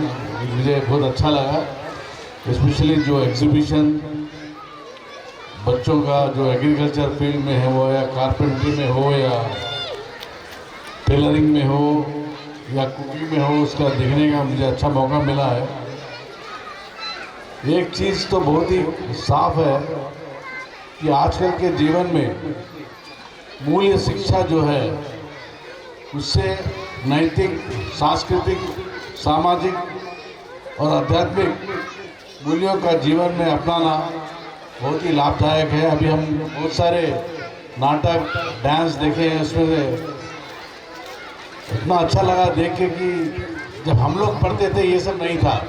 और आजकल के ज़माने में बच्चों बहुत ही लकी है कि ये सब उनको पढ़ाया जा रहा है।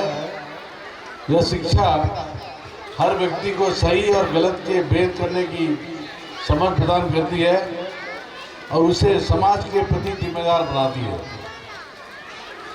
आजकल के जीवन में ये मूल्य शिक्षा का महत्व इतना अच्छा है कि नैतिक विकास होगा बच्चों में ईमानदारी, सहानुभूति, करुणा और सच्चाई जैसे गुण विकसित होने का संभव है। यही नहीं, चरित्र निर्माण के लिए भी काफ़ी हेल्प करेगा।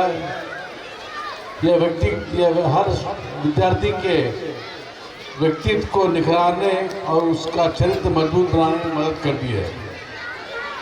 इसके साथ साथ सामाजिक सामंजस्य, समाज में जो डिस्टर्बेंस हो रहा है उसमें शांति और एकता बनाए रखने में काफ़ी सहायक देती है। और उसके साथ साथ ही आत्म विकास, आत्म अनुशासन और आत्म नियंत्रण के माध्यम से व्यक्ति को जीवन में संवारती है। हम देख रहे हैं कि जो भी ये मूल्य शिक्षा का जो इस तरह ये अभिभावक विद्यालयों में पढ़ाई हो रहा है, उससे हर विद्यार्थी को आत्मसम्मान और आत्मविश्वास रहेगा और हर विद्यार्थी को देशभक्ति, संविधान का पालन करना और ईश्वर में विश्वास और ध्यान करना बहुत ही फायदा होगा। ये जो मूल्य शिक्षा यहाँ पर दिया जा रहा है उसे देखेंगे कि परिवार के लोग खुश हैं। जब प्रिंसिपल मैडम अपना एड्रेस दे रही थी तो बता रहे थे कि पेरेंट्स खुश हैं, विद्यार्थी खुश हैं, सब चीज़। मूल्य शिक्षा का उद्देश्य केवल शैक्षिक ज्ञान प्रदान नहीं है, बल्कि व्यक्ति को एक अच्छा इंसान बनाना है ताकि वह समाज और देश के विकास में सकारात्मक योगदान दे सके। हम सब जानते हैं कि हर विद्यार्थी में अनोखी क्षमता होती है जो एक दूसरे से अलग बनाती है। तो सब लोग कंपैरिजन नहीं करना चाहिए, आपको केवल पहचानना चाहिए कि आप में क्या क्षमता है, उसके आगे बढ़ाना चाहिए। हर विद्यार्थी को सपना देखना चाहिए और पूरा करना चाहिए। आपको याद होगा हमारे पूर्व president of India Abdul Kalam जी जो यहाँ पर आए थे, वो कहते थे कि सपना देखो, वो सपना जो हमें सोते वक्त देखते वो नहीं, बल्कि सपना वो है जो हमें सोने नहीं देते। तो बच्चों के लिए पढ़ाई के साथ कठिन परिश्रम का कोई विकल्प नहीं है। तो जीवन में कुछ भी आसानी से नहीं मिलता है, ये सब हम सीखना है। और सकारात्मक सोच रखना बहुत ही इम्पोर्टेंट है। समस्याएं तो सबको रहेंगी, समस्याएं आएंगी, लेकिन उनको डर के साथ नहीं बल्कि हिम्मत के और सकारात्मक सोच के साथ हल करें, यही इम्पोर्टेंट है। और सबसे मुख्य आजकल के जीवन में ईमानदारी और अनुशासन का पालन करें। और हम देख रहे थे प्रोजेक्ट्स, उसमें दिखाई दे रहा था टीम वर्क और मित्रता का महत्व बहुत ही इम्पोर्टेंट है। मुझे यहाँ बहुत खुशी हुई कि बहुत सारे माता पिता और शिक्षक आए हैं। तो बच्चों को एक मैसेज देना चाहता हूँ कि अपने माता पिता, शिक्षकों का बड़ों का आदर करें, क्योंकि वे ही आपके सच्चे मार्गदर्शक हैं। जीवन में हर कदम पर सीखते रहिए और कभी हार मत मानिए। आप सभी भारत का भविष्य हैं। मेहनत, ईमानदारी और धैर्य के साथ आगे बढ़िए और ऐसा काम कीजिए जिससे आपका नाम, आपके परिवार और हमारे देश का नाम रोशन हो। धन्यवाद।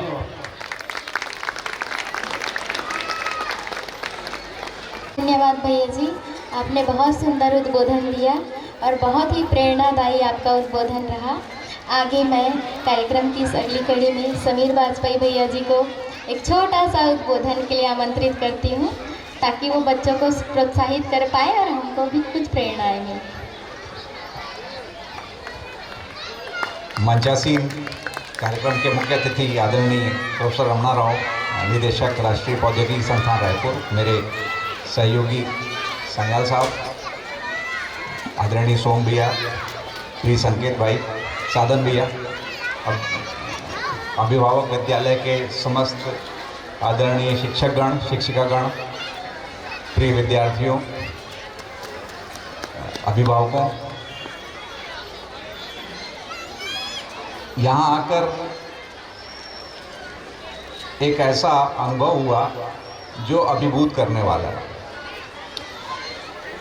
सबसे खासियत जो मुझको लगी कि हर चीज़ मौलिक, कोई चीज़ कहीं से कॉपी की हुई नहीं, चाहे वो गीत हो, संगीत हो, बच्चों का नृत्य हो, नृत्य का निर्देशन हो, नाटक हो, नाटक का जो स्क्रिप्ट हो, सब मौलिक, सब आपके अपने अध्यापकों द्वारा, अध्यापिकाओं द्वारा, आपके आपस के लोगों के द्वारा रचित।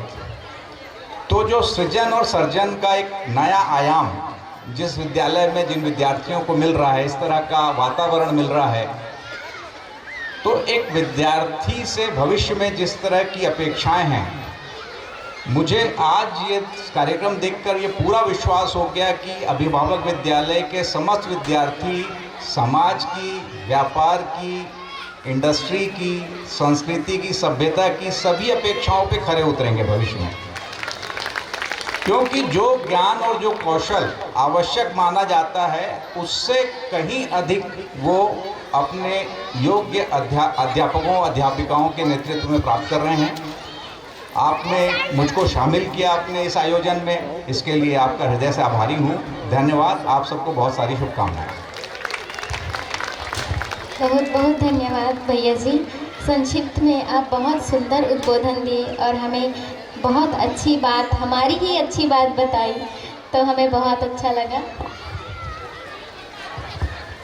उद्बोधन की इस अगली कड़ी में सोम भैया जी को उद्बोधन के लिए आमंत्रित करती हूँ। संक्षिप्त उद्बोधन में।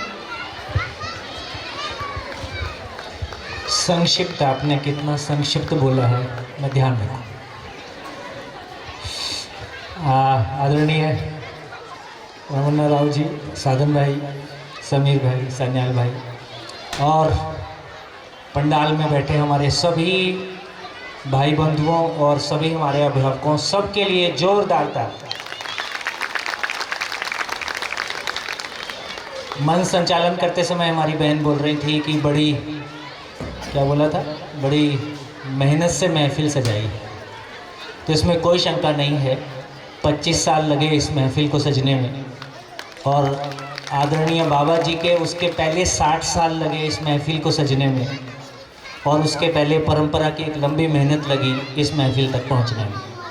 तो दोस्तों, हम सबका सौभाग्य है कि आदरणीय बाबा जी से मिलना हुआ, उससे भी बड़े सौभाग्य हम टिक पाए, उससे भी बड़ा सौभाग्य है संस्थानों के रूप में, केंद्रों के रूप में इतने अच्छे भाई बहन मिले जिनके साथ मिलके इस बात को अपने में भी सोच पाए और उसके प्रभावों को भी देख पाए। आज के इस पूरे कार्यक्रम को, पूरे एक एक कार्यक्रम की सेटिंग, उनका आपस में तालमेल, बीच बीच में विद्यालय का परिचय, बीच बीच में ये सभा है ना, और सबका एकाग्र होकर इतना सुन पाना, तो ऐसा लगता है कि जो बात समीर भाई कह रहे हैं, कोई ऐसी समस्या नहीं दिखती है पूरे विश्व में जिसका समाधान दर्शन की रोशनी में दिखाई ना देता हो, है ना। विद्यालय वो कड़ी है जो जीवन विद्या को उधर से कनेक्ट करता है और ग्राम स्वराज्य को आगे की तरफ से कनेक्ट करता है। तो दोनों के एक केंद्र बिंदु के रूप में जो कुछ इन 10 गाँवों में प्रभाव होता हुआ दिखाई देता है, मेरे को ऐसा लगता है कि ये एक लंबी मेहनत करके जो महफिल सजी है, उसमें जो हम सब की मेहनत लगी है परोक्ष रूप से और डायरेक्टली, आप सबको देख के दिल में कम से कम एक ठंडक पहुंचना शुरू हुई है। मैं बैठा बैठा कह रहा था, मैं 25 साल की और बात है, फिर लौट के सोचना नहीं पड़ेगा कि हाँ, बहुत सारी चर्चाएं जो कल थीं वो आज नहीं हो रही हैं, जो बहुत सारी चर्चाएं, शंकाएं आज हैं जो कल नहीं होंगी। खूब खूब धन्यवाद, नमस्कार। धन्यवाद भैया जी, आप सही कह रहे हैं। इन जो महफिल सजने में जो आप लोगों का योगदान है उसको हम देख ही पाते हैं और बहुत कृतज्ञ भी हैं कि हमको आप लोगों की मेहनत से ऐसे सुंदर महफिल सजा सजाया मिल गया और हम अभी खड़े हैं इस जगह पे। तो उद्बोधन की अगली कड़ी में हम सुभाषी सान्याल जी को आमंत्रित करते हैं, वो आए और अपना उद्बोधन प्रस्तुत करें।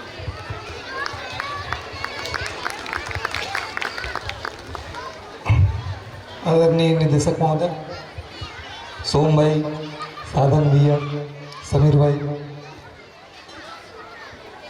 विद्यालय के समस्त अध्यापक अध्यापिकाएं, सारे छात्र एवं उनके अभिभावक, इस जगह पे खड़े होकर कुछ संबोधन करना बहुत कठिन है, क्योंकि जिस विचारधारा के साथ में चीज़ें चल रही हैं और हम जहाँ पे हैं, कहने के लिए NIT में प्रोफेसर हैं यांत्रिकी में,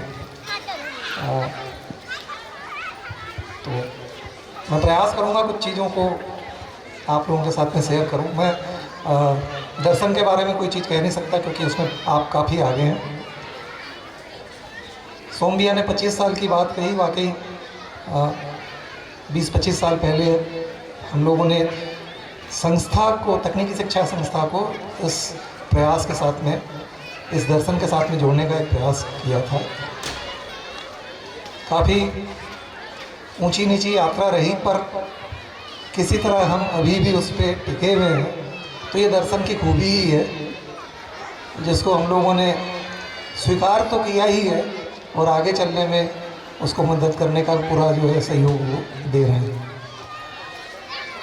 प्राचार्य महोदया यहाँ से कह रही थी कि चुनौतियाँ हैं, चुनौतियाँ वाकई रहती हैं, पर यह भी सत्य है कि जिस स्थिति में ये 20 साल की यात्रा के बाद हम लोग यहाँ तक पहुँचे हैं, उससे ये संभव दिखता ही है कि जो चुनौतियाँ हैं वो भी हम पूरी कर पाएंगे। जिम्मेदारी के भाव में मैं, मेरी संस्था की ओर से, मेरे स्वयं के रूप में जो भी संभव हो पाएगा इस पूरे दर्शन को आगे बढ़ाने के लिए, उस पर मेरे सहयोग की पूरी जिम्मेदारी का मैं निर्वाह करूँगा। केवल मैं इतना ही कह सकता हूँ। धन्यवाद। बहुत बहुत धन्यवाद भैया जी। आप सान्याल भाई ने बात शेयर कर दी, तो थोड़ी सी शेयर की, थोड़ी सी बची है, मैं शेयर कर देता हूँ। आप सभी को ये जानकर बहुत खुशी होगी कि आज डायरेक्टर महोदय को इस आशय से भी बुलाया गया था कि वो संस्थान को देखें, कार्यक्रम को देखें, और 25 साल पहले जो मशाल समीर भाई, सान्याल भाई के माध्यम से जली और जिसकी रोशनी देश में काफ़ी दूर तक गई और जिनसे आज भी हमारे संबंध बने हुए हैं, तो यदि डायरेक्टर साहब को ठीक लगे तो इसमें हम 2 कदम और आगे बढ़ें और फिर से उस प्रोग्राम को रिवाइव करें। तो खुशी की बात ये निकली कि डायरेक्टर साहब साउथ से हैं।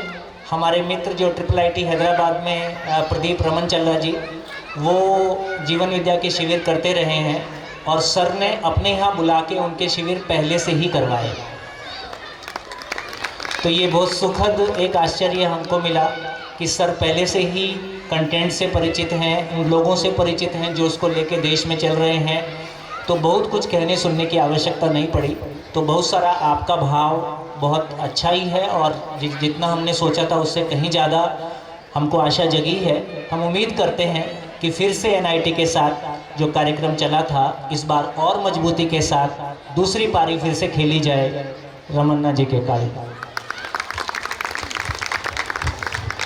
आप सभी सम्मानीय जनों का बहुत बहुत धन्यवाद। आपके इस आगमन से हम काफ़ी अनुग्रहित हुए। धन्यवाद। तो अब देखते हैं हम छोटे दीदी जी को क्लास 4 की प्रस्तुति के कोऑर्डिनेशन के लिए आमंत्रित करती हूँ। वो मंच पर आए, जिसमें बच्चे कर पाऊँ मैं सम्मान यह प्रस्तुति रखने वाले हैं, जिसके कोऑर्डिनेटर प्रियल बहन जी, मीनाक्षी दीदी जी और ज्योति दीदी जी, भारती दीदी जी हैं। आइए मीनाक्षी देश्वरी दीदी। जैसा दीदी ने बताया,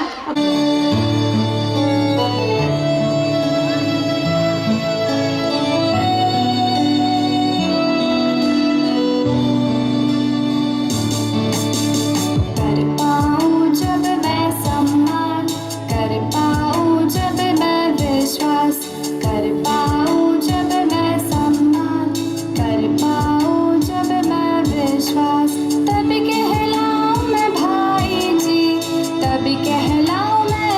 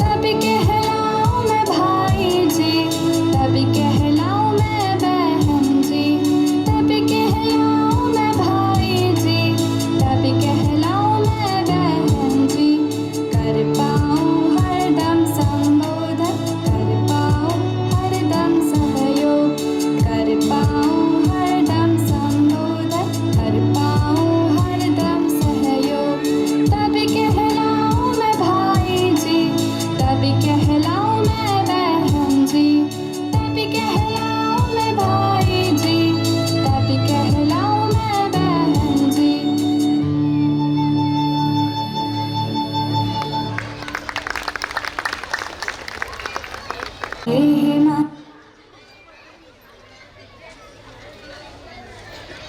मानव मिलजुल कर प्रकृति के साथ श्रम करता है, श्रम पूर्वक अपने परिवार की आवश्यकताओं को पूरा करता है।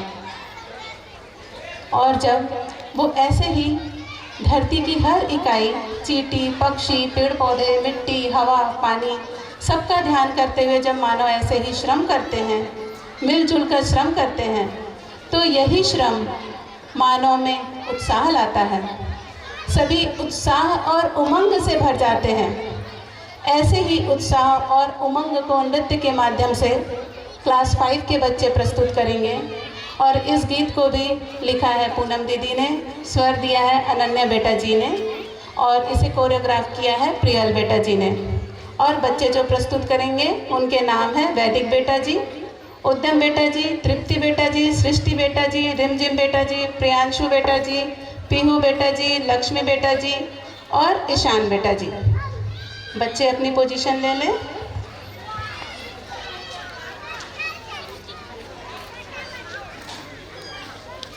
पालो विश्राम को यथास्थिति अस्तित्व पुकारे, मानव पालो विश्राम को यथास्थिति से और उन्नत पाओ विश्वास को। अभाव का अभाव को पालेगा माना, श्रम की पूंजी रहे निरंतर जानता है मानव, जानता है मानव।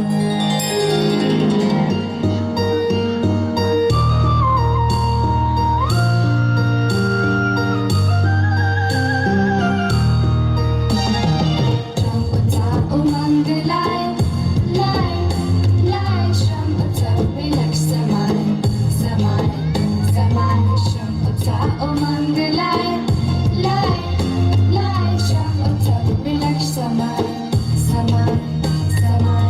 श्रम का सौंदर्य मानव में है, प्रकृति के कण कण में है। प्रकृति पुकारे मानव को, श्रम करो समृद्ध बनो, श्रम करो समृद्ध बनो। श्रम उत्सव उमंग लाए लाए लाए, श्रम उत्सव में लक्ष्य समाए समाए समाए। श्रम उत्सव उमंग लाए लाए लाए, श्रम उत्सव में लक्ष्य समाए समाए समाए। चींटी पक्षी श्रम से आहार पाए, मानव भी श्रम से स्वावलंबी हो जाए। निपुणता कुशलता से संतोष पाए, मानव पत्नी परिवार व्यवस्था पाए, मानव पत्नी परिवार व्यवस्था पाए। श्रम उत्सव उमंग लाए लाए लाए, श्रम उत्सव में लक्ष्य समाए समाए समाए। श्रम उत्सव उमंग लाए लाए लाए, श्रम उत्सव में लक्ष्य समाए समाए समाए। श्रम उत्सव उमंग लाए लाए लाए, श्रम उत्सव में लक्ष्य समाए समाए समाए। श्रम उत्सव उमंग लाए लाए लाए, श्रम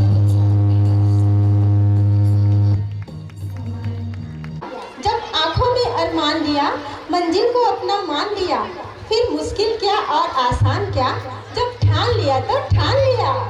जब हम श्रम करते हैं ना, तो फिर हमें किसी चीज़ की चिंता नहीं रहती है। हम हमारे बच्चों को हमारे विद्यालय में यही सिखा रहे हैं कि श्रम करके ही जीना है। क्यों दीदी जी? बिल्कुल दीदी जी, इसीलिए तो हम इतना सारा कौशल विकास, चेतना विकास, मूल्य शिक्षा पर आधारित करके इतना सुंदर सुंदर अभी प्रदर्शनी भी दिखाए। ये इसका एक झलक ही है। श्रम के माध्यम से और अभी हमने नाट्य के माध्यम से भी जाना था कि किस तरह से हम अपनी समस्याओं का समाधान निकाल सकते हैं। और एक बात कि विद्यालय में तो बच्चों को हम समस्याओं से निपटने के लिए समस्याओं का समाधान सिखा रहे हैं, लेकिन आप सबके पास भी तो कोई ना कोई समस्या होगी। अगर है तो हमारे अभ्युदय संस्थान में बहुत सारे शिविर होते हैं और मैं जरूर चाहूँगी कि जिन्हें जिन्हें अपनी समस्याओं का समाधान चाहिए वो शिविर जरूर अटेंड करें। धन्यवाद। बहुत सुंदर दीदी, अब तो समस्या है तो समाधान है ही। चलिए तो कार्यक्रम की आगे कड़ी में हम ये हमारे कार्यक्रम की लास्ट प्रस्तुति है जिसमें ज्ञान की रोशनी यह नृत्य है जिसमें आदित्य बेटा जी, झलक बेटा जी, दक्ष बेटा जी, चांद बेटा जी, नैतिक बेटा जी, मयंक बेटा जी, लय बेटा जी, अवनीश बेटा जी, शिव शंकर बेटा जी, ऐश्वर्य बेटा जी व कुणाल बेटा जी प्रस्तुत करेंगे, जिनके कोऑर्डिनेटर सचिन भैया जी हैं। तो आइए सचिन भैया अपनी उपस्थिति को प्रदान करें और संक्षिप्त में कुछ। बहुत ही बढ़िया जी, शानदार। तो बस थोड़ा सा 2 लाइन में आप लोगों को बताना चाहूँगा। लास्ट प्रस्तुति है, ध्यान से सुनिएगा। कुमारी से गुनिका बहन जी हैं जिनकी सलाहकार मतलब जिन्होंने को इस नृत्य को सिखाया है। कुमारी से गुनिका बहन जी हैं जिनकी सलाहकार। ऐसा नृत्य लेके अब आपके सामने आ रहे हैं हमारे विद्यालय के कलाकार। जोरदार तालियां।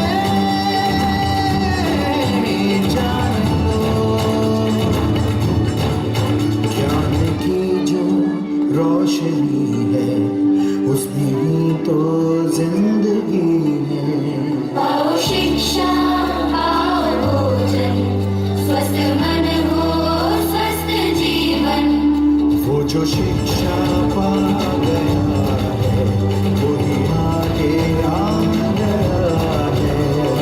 शिक्षा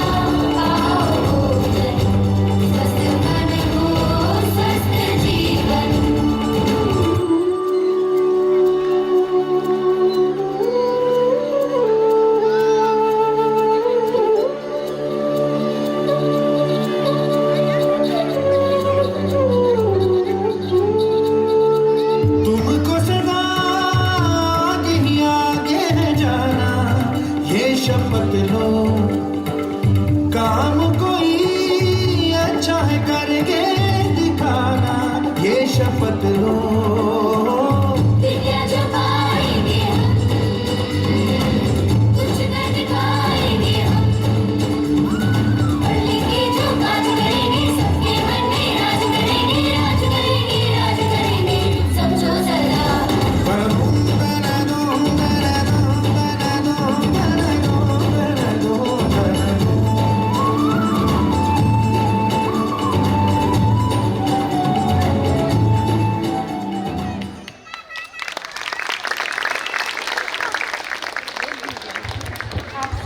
भावपूर्ण और प्रेरणादायी प्रस्तुति के लिए बहुत बहुत धन्यवाद बच्चों। आपने हमें बहुत अच्छा प्रेरणा दिया और इस कार्यक्रम में हमारे विद्यालय का आधार स्तंभ संबोधन सहयोग आज्ञा पालन नियंत्रण है, जिस पर हम इसकी अभ्यास कर रहे हैं और साथ में बच्चे भी इसका अभ्यास कर रहे हैं। और हम देख भी रहे हैं कि जिस प्रकार से बड़े बड़े प्रोफेसर या कोई भी अतिथिगण हमारे समक्ष आते हैं तो हम भैया जी दीदी जी का ही संबोधन करते हैं। तो इस प्रकार हम देखते हैं कि शिक्षा शिष्टतापूर्ण अभिव्यक्ति की उदय प्रक्रिया है तो इस पर हम अभी काम कर रहे हैं और इसी की ओर हम अग्रसर हो रहे हैं कि हम एक और अच्छा मानव बने और साथ में समाज में ऐसी अभिव्यक्तियाँ प्रदान करें। अब आगे मैं आभार प्रदर्शन के लिए मंच पर बलवंत भैया जी को बुलाना चाहूँगी। बलवंत भैया जी विद्यालय से पढ़े हुए हैं। बलवंत भैया जी के सानिध्य में ही हम ये सब कर पा रहे हैं, सीख पा रहे हैं। बलवंत भैया जी का स्वागत है मंच पर। आप आभार व्यक्त करेंगे बलवंत भैया जी।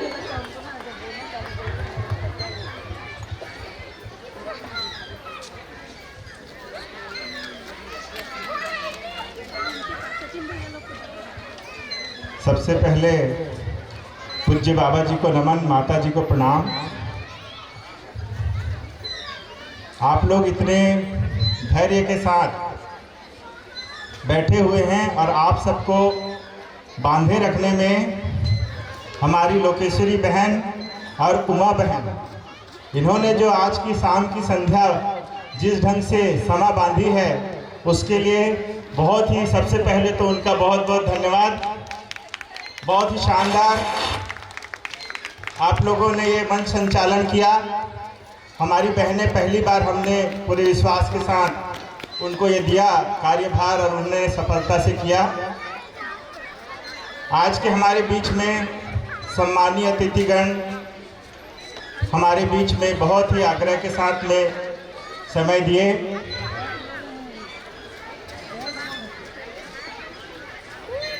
अच्छा, तो ये हम कर लेते हैं। हमारी लोकेश्वरी बहन और उमा बहन दोनों का मंच पर हम बुके से सम्मान करना चाहते हैं। आइए हमारी बहनों, ये हमारा परिवार का कार्यक्रम है और इस ढंग की सुंदर सहभागिता मिली है तो मैं सुचित्रा बहन से आग्रह करूंगा और सोनालिका दीदी से आग्रह करूंगा कि आएँ और ऐसे उत्साहवर्धन हमारी बहनों का, जिससे कि हमारी और भी जो बहनें जो अभिभावक हैं वो सब हमारे विद्यालय के साथ जुड़ सकें। तो मैं आपका बहुत ही जो है अभिनंदन करता हूँ, स्वागत करता हूँ। आप दोनों उमा बहन भिलाई से हैं और पिछले वर्ष इन्होंने 6 महीने का अध्ययन शिविर किया और ये तय किया अपने परिवार में कि वो इस विद्यालय में भागीदारी करेंगे शिक्षा के लिए और आज हमारे बीच में हैं। उसी तरह से लोकेश्वरी बहन, उनकी बिटिया यहाँ पढ़ती हैं, वो संस्थान में रहते हैं और लगातार करीब 10 वर्ष से यहाँ पर बने हुए हैं और बहुत ही सुंदर ढंग से हमारे विद्यालय को संचालित कर रहे हैं। आप दोनों का खूब खूब धन्यवाद, आभार। तो जिस ढंग से मैं बात कर रहा था कि बहुत ही अपने प्रीशियस टाइम में से हमारे अतिथिगण NIT रायपुर से डायरेक्टर, वहाँ के डीन और सोम भैया, साधन भैया और हमारे बीच में कई सारे हमारे भूतपूर्व अभिभावकगण जिनके बच्चे यहाँ पर अब पढ़ के निकल चुके हैं, वो सारे लोग का सानिध्य।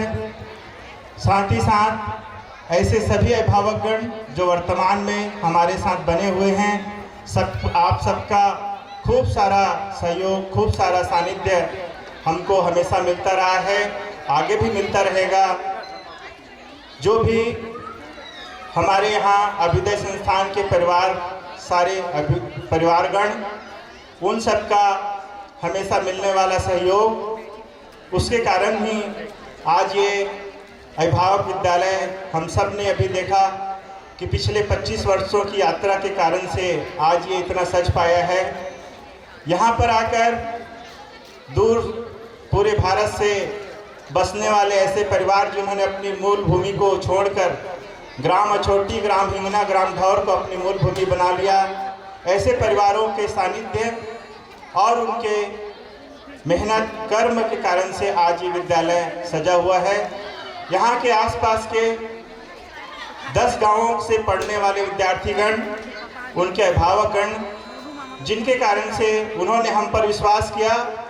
इस कुम्हारी से लेकर रायपुर तक के जो विद्यार्थी इस विद्यालय में आ रहे हैं, तो ऐसे सारे अभिभावकगण जिन्होंने हम पर विश्वास किया कि हम एक शिक्षा के उच्च मापदंड को अपनाते हुए विद्यार्थियों को हम शिक्षा यहाँ पर दे पा रहे हैं और हम पर लगातार विश्वास कर पा रहे हैं। ऐसे सभी अभिभावक गणों को, साथ ही साथ उस ग्राम समूहों को, भले उनके विद्यार्थी, उनके बच्चे यहाँ विद्यार्थी ना हों, लेकिन हमको जो सपोर्ट, सहयोग सभी ग्राम के, चाहे वो मुरमुंदा हो, अछोटी हो, गोढ़ी हो, हिंगना हो, ढौर हो, कुम्हारी हो, चाहे युवारा हो, ऐसे सभी ग्राम के जो वरिष्ठ गण, जो समाज के प्रतिनिधि गण, जो शासकीय प्रतिनिधि गण, उन सब का जो है मैं इस मंच से बहुत बहुत आभार प्रदर्शन करता हूँ, धन्यवाद ज्ञापित करता हूँ।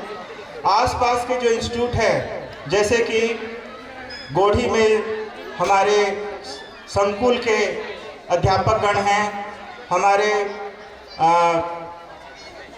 हाई स्कूल गोढ़ी के प्रिंसिपल हैं, हमारे धमधा के डीओ हैं, बीडीओ हैं श्री बेनीराम जी, ऐसे जो है तमाम हमारे वरिष्ठ गण जिनके सहयोग से ये विद्यालय चलता आ रहा है, उनके मार्गदर्शन से चलता आ रहा है। ऐसे मैं अपने तमाम मित्रों को, सहयोगियों को इस मन से धन्यवाद ज्ञापित करना चाहता हूं। और अंत में हम सब का, हमारी बहनों का, सारी शिक्षक बहनों का, सारे शिक्षक साथियों का, अध्यापिका बहनों का बहुत बहुत धन्यवाद। जिस ढंग से आप लोगों ने इस पूरे कार्यक्रम को सफल बनाया, सहयोग किया। हमारे सहयोगी के रूप में विद्यालय व्यवस्था को बनाए रखने में हमारे सहयोगी मनीता दीदी, जिनके सहयोग से हम जो है विद्यालय की सफाई व्यवस्था को, बच्चों को की सफाई व्यवस्था को बनाए रखते हैं, उनका भी धन्यवाद।